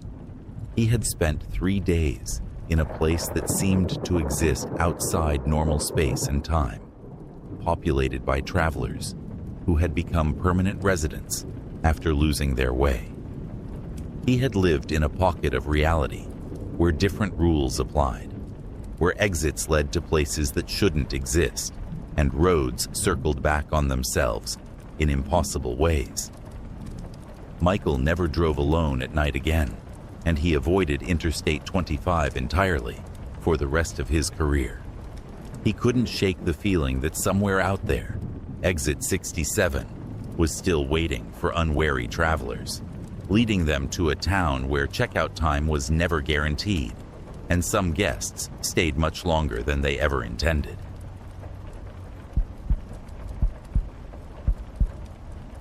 In November of 1988, real estate agent Lisa Hammond was driving alone from Portland to Seattle on Interstate 5 for a late-night business meeting. What happened during that journey would make her afraid to drive alone for the rest of her life. Lisa left Portland around 9 p.m. in her 1986 Honda Accord. The weather was typical November Oregon, cold and drizzling with occasional fog. About an hour north of Portland, she first noticed headlights in her rearview mirror. A single car, maybe half a mile behind, maintaining steady distance through the sparsely populated forest region. As miles passed, Lisa noticed something odd. No matter how her speed varied, slowing for curves, accelerating on straightaways, the other vehicle maintained exactly the same distance. It never got closer, never fell back, never attempted to pass. Lisa experimented, dropping to 55 miles per hour. The car behind slowed to match exactly. She accelerated to 70 miles per hour, and it accelerated too, staying precisely half a mile back. It was as if the car was tethered to hers. After 2 hours of synchronized travel, Lisa felt uneasy. The headlights seemed unusually bright, not typical halogen headlights from that era. She decided to test whether the driver was consciously following by taking the Chehalis exit. As Lisa took the exit ramp, the other car also exited. The headlights followed her into town, maintaining that precise distance. She pulled into a 24-hour truck stop and stopped. Instead of parking, the vehicle drove slowly past and disappeared around a corner. Lisa waited 10 minutes, got coffee, then returned to I-5. But as she continued north, the familiar headlights appeared again, exactly half a mile behind. For 30 minutes, Lisa drove alone through dark forest, but as she crested a hill near Centralia, the headlights reappeared exactly where they had been before. The car had somehow gotten back on the highway ahead of her. This time, Lisa studied the headlights carefully. They remained perfectly steady, not bouncing like normal car headlights over uneven surfaces. They seemed to float rather than be attached to a vehicle. Lisa tried changing lanes repeatedly. The headlights mirrored her movements exactly, staying in the same lane with that precise gap. When she signaled, the following car was also signaling, anticipating her lane changes. The synchronized movement was so perfect, it seemed inhuman. No driver could maintain that mechanical accuracy for hours. Approaching Olympia, Lisa decided on a dramatic test. She navigated through downtown's complex exits and surface streets, making random turns and doubling back several times through residential neighborhoods and one-way streets. For 20 minutes, she saw no follower and hoped she had escaped. But as she merged back onto I-5 north of Olympia, the headlights appeared again, resuming their position exactly half a mile behind. Now, Lisa was genuinely frightened. The car had navigated the same complex route and found her again, despite her unpredictable path. Lisa tried calling 911, but had no cell coverage. She pushed her Honda to 80 miles per hour, hoping to reach Seattle, where she could find help. The headlights matched her speed with that same impossible precision. Approaching Tumwater, Lisa noticed something chilling. There were no other cars on the highway. For the past hour, except for her pursuer, Interstate 5 was completely empty. As she approached Seattle's outskirts, Lisa felt relief at reaching populated areas, but growing terror because she suspected whatever was following her wasn't human. The headlights had pursued her for over 4 hours, never varying distance, never showing fatigue. The way it had found her after her Olympia detour suggested capabilities beyond normal human tracking. Lisa headed for downtown Seattle Police Department. But as she took the city exit, she made a terrifying discovery. Seattle's streets were as empty as the highway. No traffic, no pedestrians, no signs of life. Even 24-hour businesses, gas stations, convenience stores, restaurants were dark and closed. Lisa drove past the police station, hospitals, establishments that should have been operating. Everything was closed, everything dark. The headlights continued following her through the empty city as Lisa drove through deserted streets in growing panic. She was trapped in an abandoned version of Seattle, pursued by something that might not be human. After an hour of finding only empty streets, Lisa pulled into a closed shopping mall parking lot and turned off her engine. The headlights stopped 50 yards away, remaining motionless. Then slowly, the lights began moving closer. Not driving closer, but moving closer, floating forward without engine sounds or tire noise. As they approached, Lisa saw there was no car attached, just two bright orbs moving through air toward her vehicle. Lisa started her engine and drove away fast, but the floating lights followed effortlessly, maintaining proximity regardless of her speed or direction. The lights had shed their vehicle pretense, revealing their true nature as something existing outside normal physics. As dawn broke, Lisa found herself on an unfamiliar highway through countryside that looked nothing like the Seattle area. The floating lights were still behind her, but fading as the sky brightened, becoming translucent. By full sunrise, the lights had disappeared. Lisa found herself on normal Interstate 5 with normal traffic, about 20 miles south of Seattle, exactly where she should have been after a direct trip from Portland. Her watch read 7:30 a.m. According to the clock, she had made normal time, as if the hours of pursuit and wandering through empty Seattle had never happened. Her gas gauge showed expected fuel consumption from a direct trip. Lisa kept her Seattle appointment, but never spoke about her experience. She couldn't explain what happened or reconcile her memories with physical evidence suggesting a normal trip. But Lisa never again drove alone at night, especially on Interstate 5 through Washington and Oregon forests. She had been pursued by something existing outside normal reality, something that could empty entire cities, float through air disguised as headlights, and edit time itself to hide evidence. Sometimes, even in daylight on busy freeways, she would notice a car maintaining precise distance in her rearview mirror.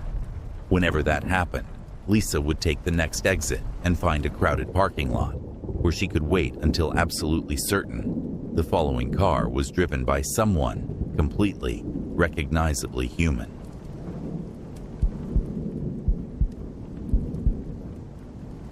In May of 1992, graduate student Amanda Pierce was driving from Austin to Houston on Highway 290 to visit her hospitalized grandmother. About an hour into the drive, her 1985 Volkswagen Jetta began making a strange rattling noise from the engine. She pulled over at a farm road intersection under a streetlight. Amanda popped the hood and saw one of the belts was frayed and loose. She was considering her options when headlights approached and a car pulled over ahead. A man in his 30s walked back toward her car. He appeared ordinary: jeans, flannel shirt, friendly demeanor. "Having car trouble?" he asked with a Texas accent. Amanda explained about the loose belt. The man nodded and introduced himself as Mike, saying he had tools that could fix the problem quickly. Within 20 minutes, Mike had the belt properly adjusted and the engine running smoothly.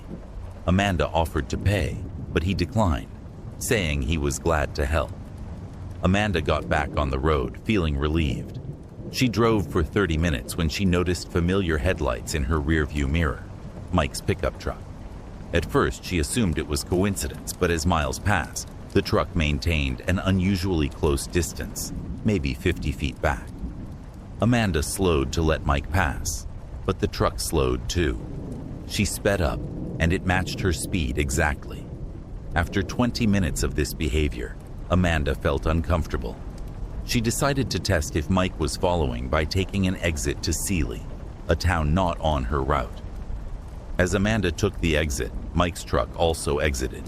She drove through downtown, making several turns. The pickup stayed behind her through every turn, maintaining that same distance. Amanda found a 24-hour convenience store and pulled in, hoping to confront Mike. But when she turned to look at his truck, Amanda saw something that made her blood run cold. The pickup was empty.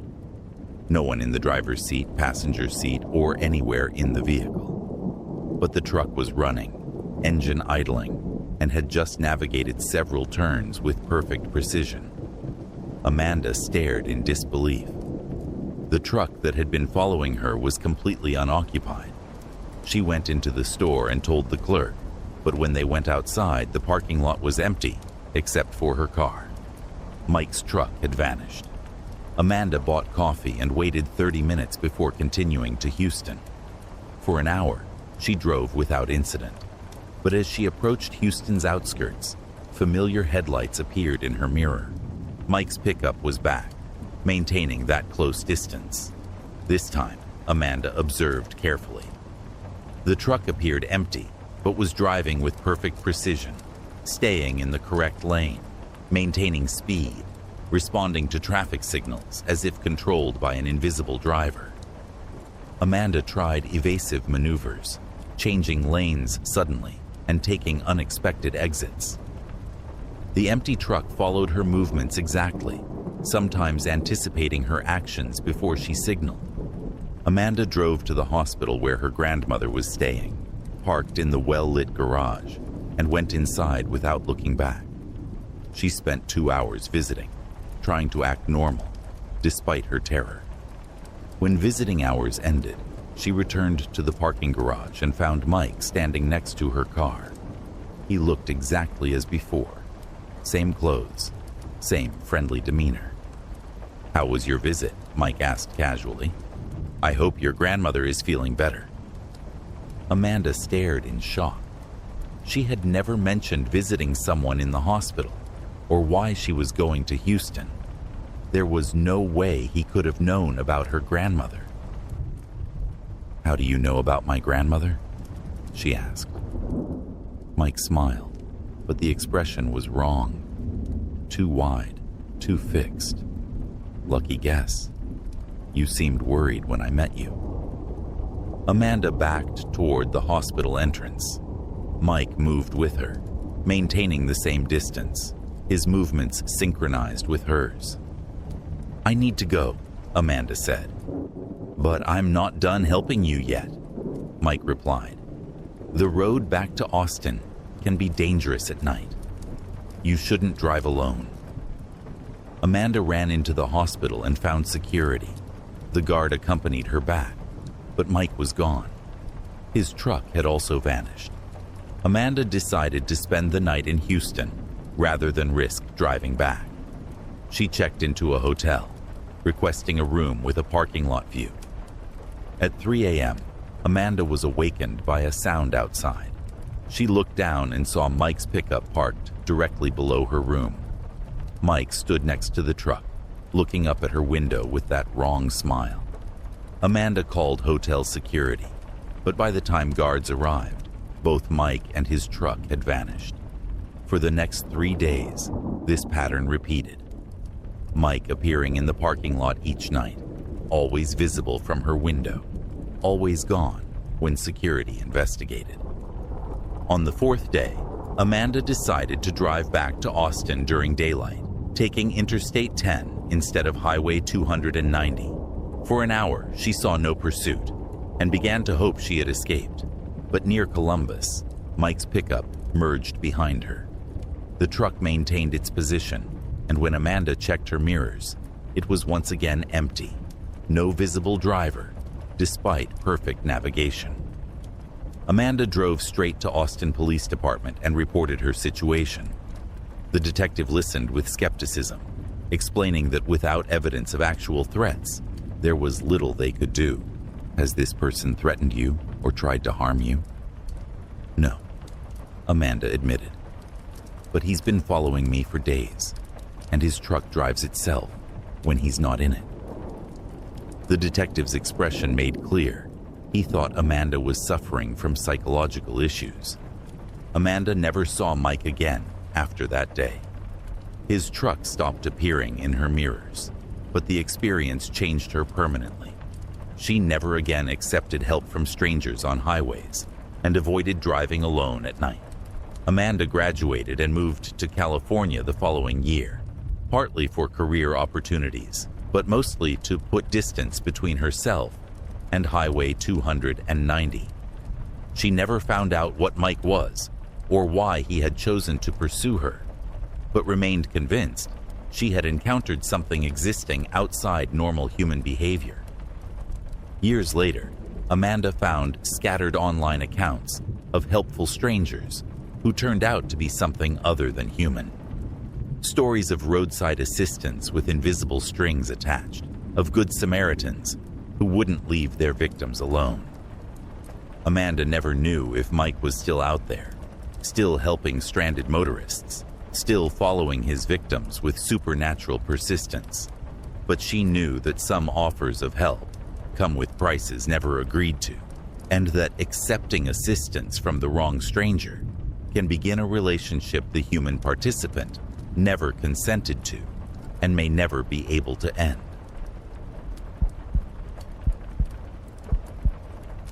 In July of 1995, truck driver Carl Morrison was hauling freight from Chicago to Los Angeles on Interstate 80.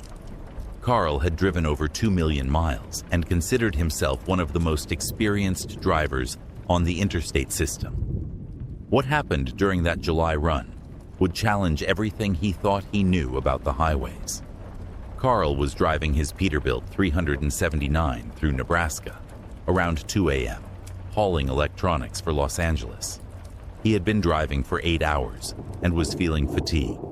As he approached Ogallala, Carl realized he was more tired than thought. His eyelids were heavy, and he was drifting in his lane. Carl took the Ogallala exit, looking for the 24-hour truck stop he remembered. But instead of the familiar Pilot Travel Center, he found a rest area he had never seen before. The sign read, "Prairie View Rest Area, open 24 hours, truck parking available." Carl was surprised. Most interstate rest stops were marked on truckers' atlases, and he thought he knew every one between Chicago and Los Angeles. But he was too tired to be particular. The Prairie View Rest Area was larger than most state facilities, with truck parking, modern restrooms, and a visitor center with vending machines. Several other trucks were already parked, with lights on in the restroom building. Carl parked next to a Freightliner, set his logbook for the required 10-hour break, and walked to the restrooms. Inside were clean facilities, better than many truck stops. The visitor center had vending machines and comfortable seating, where drivers could relax. Carl bought coffee and sat down to review maps. He noticed several other drivers in the center, some sleeping, others reading. But as Carl studied his maps, he noticed something odd. The other drivers wore clothing that looked out of date, flannel shirts and jeans from the 1980s, baseball caps with logos for companies Carl remembered from years past. Carl talked with a driver named Pete, hauling parts from Detroit to Denver. Pete seemed knowledgeable, but his references to current events were all several years old. Pete mentioned news stories Carl remembered from 1991 or 1992, discussing them as if recent. "You haven't heard about the new hours of service regulations?" Pete asked. "They just changed the rules last month. Drivers can go 12 hours instead of 10 now." Carl knew no such change had been made, but Pete seemed genuinely convinced he was discussing recent developments. As Carl talked to more drivers, they all operated with outdated information about regulations, fuel prices, and industry conditions. Some mentioned truck stops Carl knew had gone out of business years earlier. Carl felt uneasy but was too tired to analyze what was happening. He decided to sleep in his truck, but as he walked back to his Peterbilt, Carl stopped in his tracks. His truck was gone. Carl stared at the empty space where he was certain he had left his rig. The Freightliner was still there, but his Peterbilt had vanished. Carl went back and asked the other drivers if they had seen anyone move his truck. When he described his Peterbilt 379, the drivers looked confused. "A 379?" Pete said. "Those trucks aren't even in production yet. Peterbilt's newest model is the 377. Carl stared in bewilderment. The Peterbilt 379 had been in production since 1987. How could an experienced driver not know about a model available for 8 years? "What year do you think this is?" Carl asked Pete directly. 1989, of course," Pete replied. "July 15th, 1989. Carl felt terror. According to his watch, it was July 15th, 1995. But Pete and all the other drivers believed it was 1989. Either Carl was having a breakdown, or he had encountered a pocket of space and time operating 6 years behind the rest of the world. Carl tried to explain it was actually 1995, but Pete and the others looked at him with concern, suggesting he might be suffering from fatigue-induced confusion. Carl spent hours walking around the rest area trying to find some explanation. The facility seemed normal, but all informational materials were dated 1989 or earlier. Vending machines contained products and packaging Carl remembered from the late 1980s, with prices significantly lower than 1995. As dawn broke, Carl hoped daylight might restore normal reality, but morning light revealed something more disturbing. Through the visitor center windows, the landscape looked different.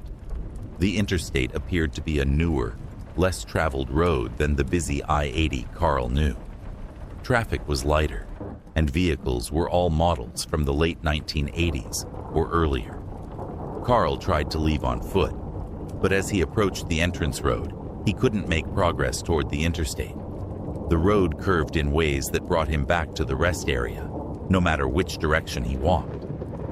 After hours of trying to leave, Carl returned exhausted and terrified.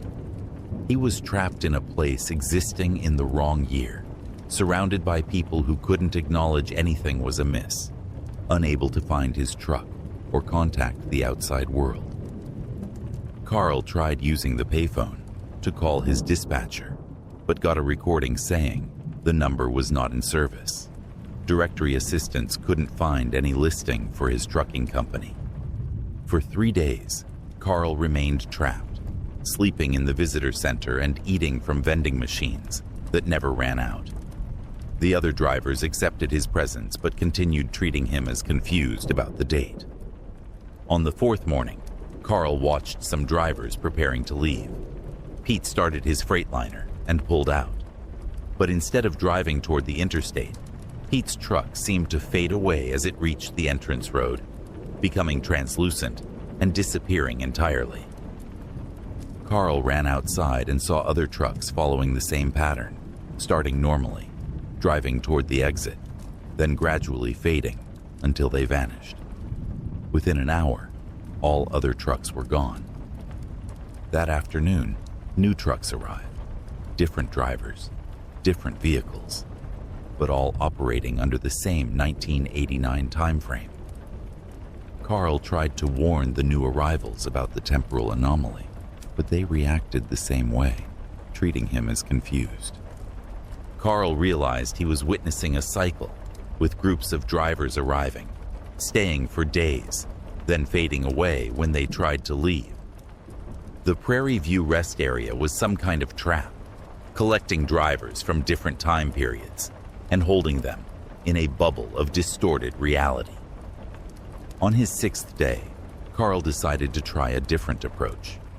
When a driver named Bobby announced he was leaving for Salt Lake City, Carl positioned himself near the entrance road, As Bobby's truck began driving toward the exit, Carl ran alongside it, trying to stay close as it began its mysterious transition. Carl felt a strange sensation running alongside the fading truck, a pulling feeling, as if drawn into some kind of vortex. The landscape began to blur and shift, and he had the sensation of moving through space and time in ways that defied physics. When the disorientation ended, Carl found himself standing on the shoulder of Interstate 80 near Ogallala. It was daylight, and modern traffic was moving past at normal speeds. His Peterbilt 379 was parked nearby, exactly as he had left it. Carl checked his watch and logbook. According to all records, only 10 hours had elapsed since he parked for his rest break. His logbook showed the correct date, July 15, 1995, and his delivery schedule was on track. Carl drove to the nearest truck stop and asked about Prairie View Rest Area. None of the staff or drivers had heard of such a facility, and when Carl checked his atlas, there was no rest area marked at that location. Carl completed his run to Los Angeles on schedule, but never again took unscheduled breaks at unfamiliar rest areas. He had learned that some facilities exist outside normal space and time, collecting travelers too tired to pay attention and holding them in pockets of reality, operating by different rules. Carl retired from trucking 2 years later, partly due to age, but mostly because he could never feel completely comfortable on highways where he had spent his career. He had discovered that the interstate system contained mysteries not marked on any map, and that some rest stops offered more than just sleep. They offered escape from time itself, though not necessarily escape back to the world you remember.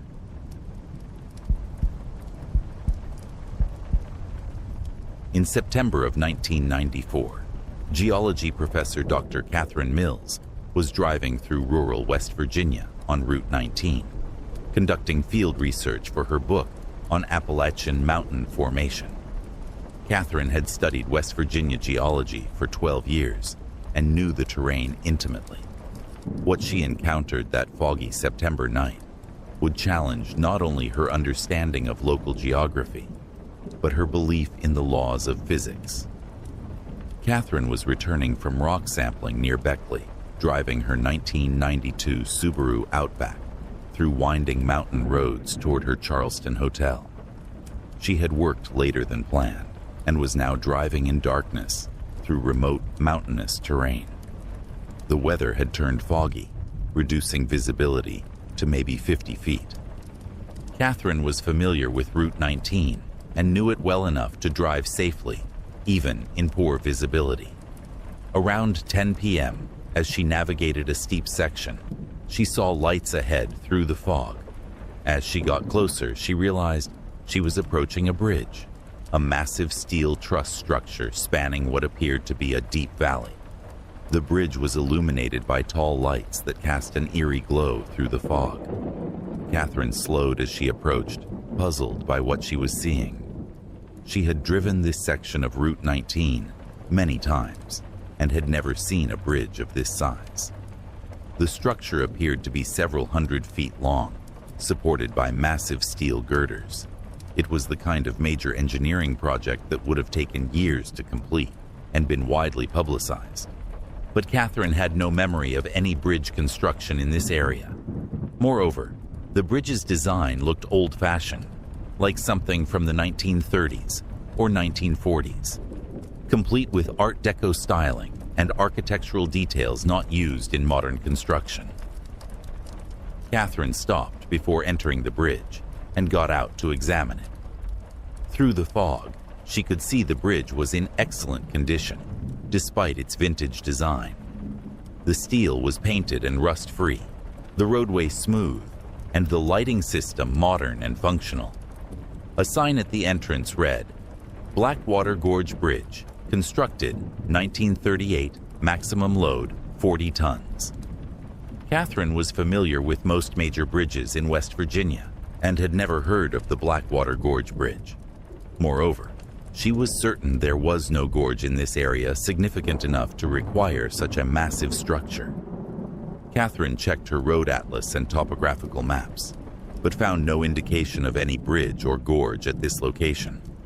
According to her maps, Route 19 should have continued straight through without any major elevation changes or water crossings. Despite her confusion, Catherine needed to continue to Charleston. She got back in her Subaru and drove onto the bridge, noting the roadway was smooth and well-maintained. The fog made it impossible to see the bottom of the gorge, but Catherine could tell from the crossing length that she was traversing a significant geographical feature.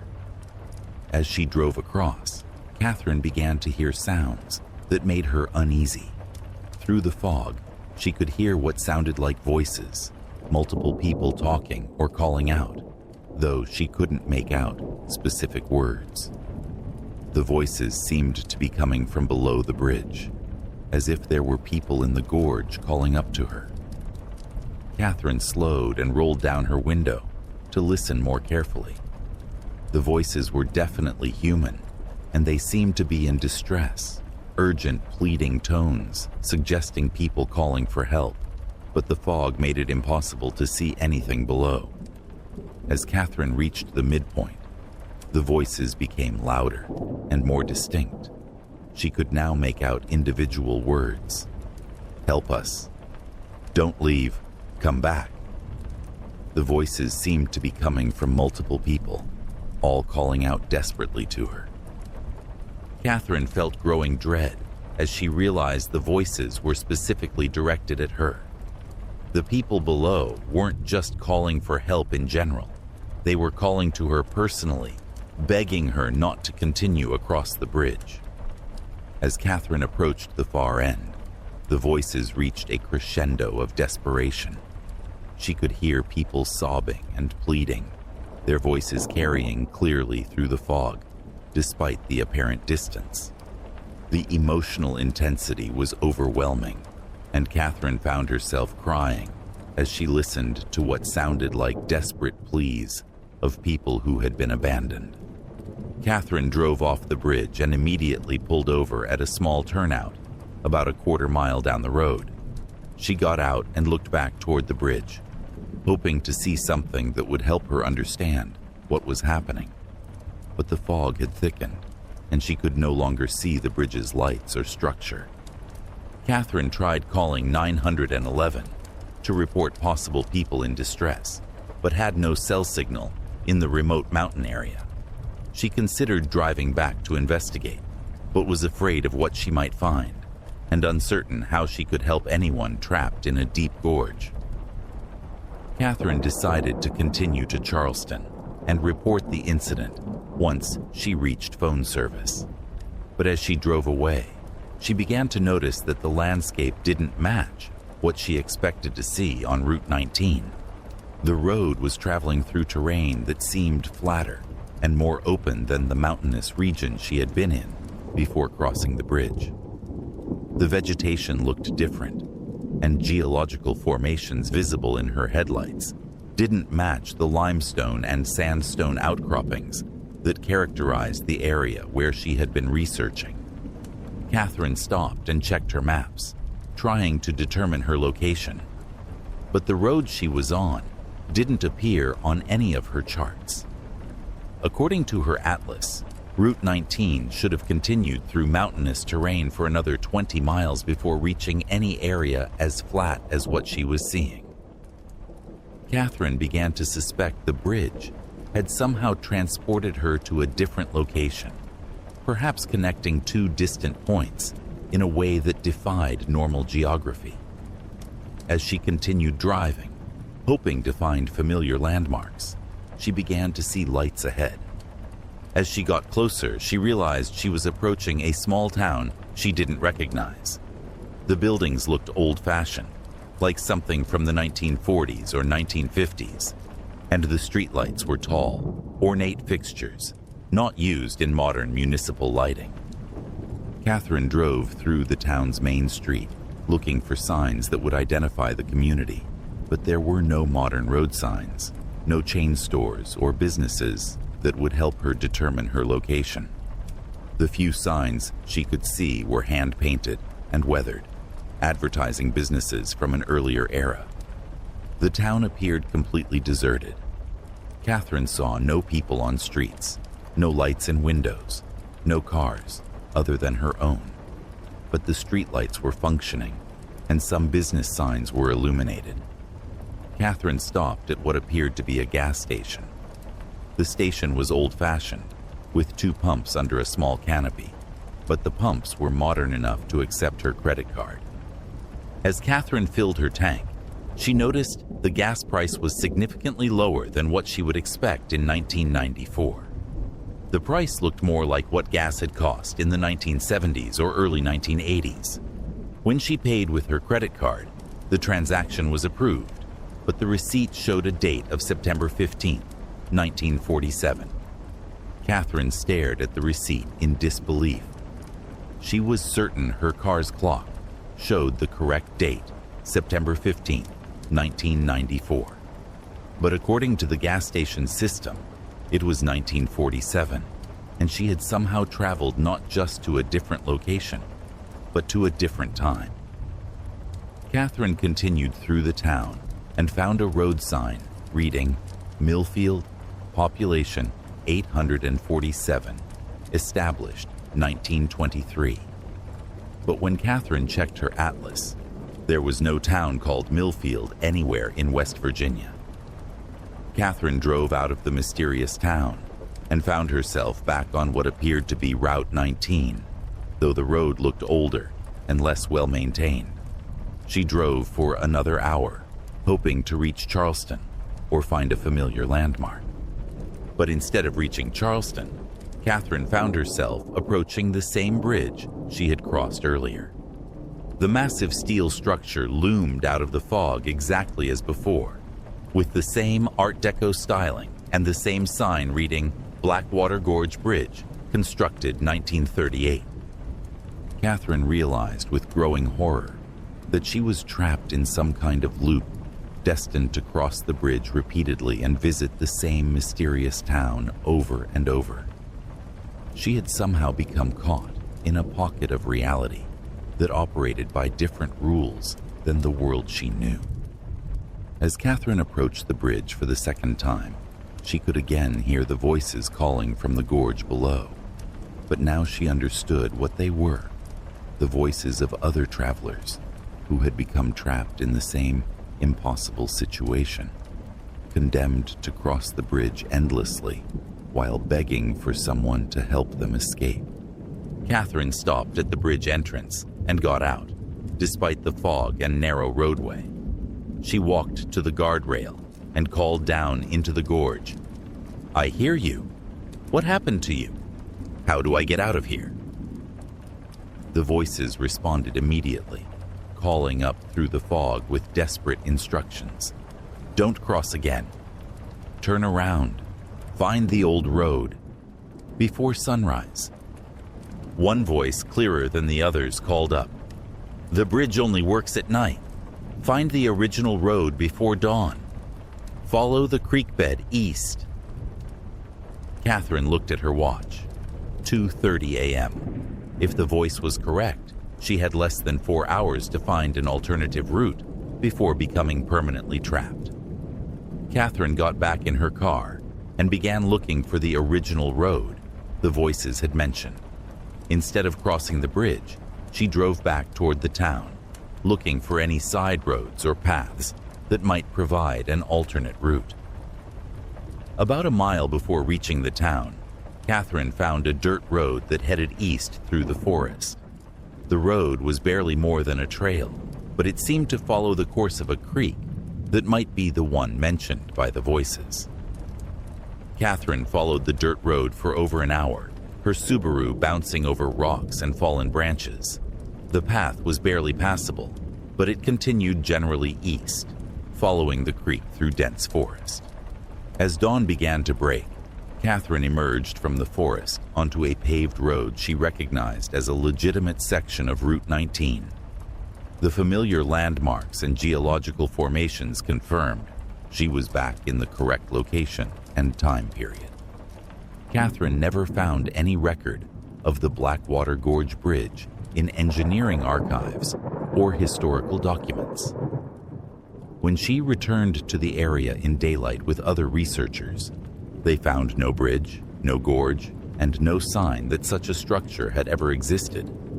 But Catherine was certain of what she had experienced. She had crossed a bridge that existed outside normal space and time, connecting the present to some pocket of the past where travelers could become permanently trapped. She had heard the voices of people who had made the same crossing and been unable to return to their own time. Catherine never again drove alone at night on remote mountain roads, and she avoided Route 19 entirely after dark. She had learned that some bridges span more than physical gaps. They can connect different times and places in ways that trap unwary travelers in pockets of reality operating by obsolete rules. The voices Catherine heard that night continue to call from the fog, warning other travelers about the bridge that shouldn't be there, and pleading for someone to find a way to help them return to the world they remember.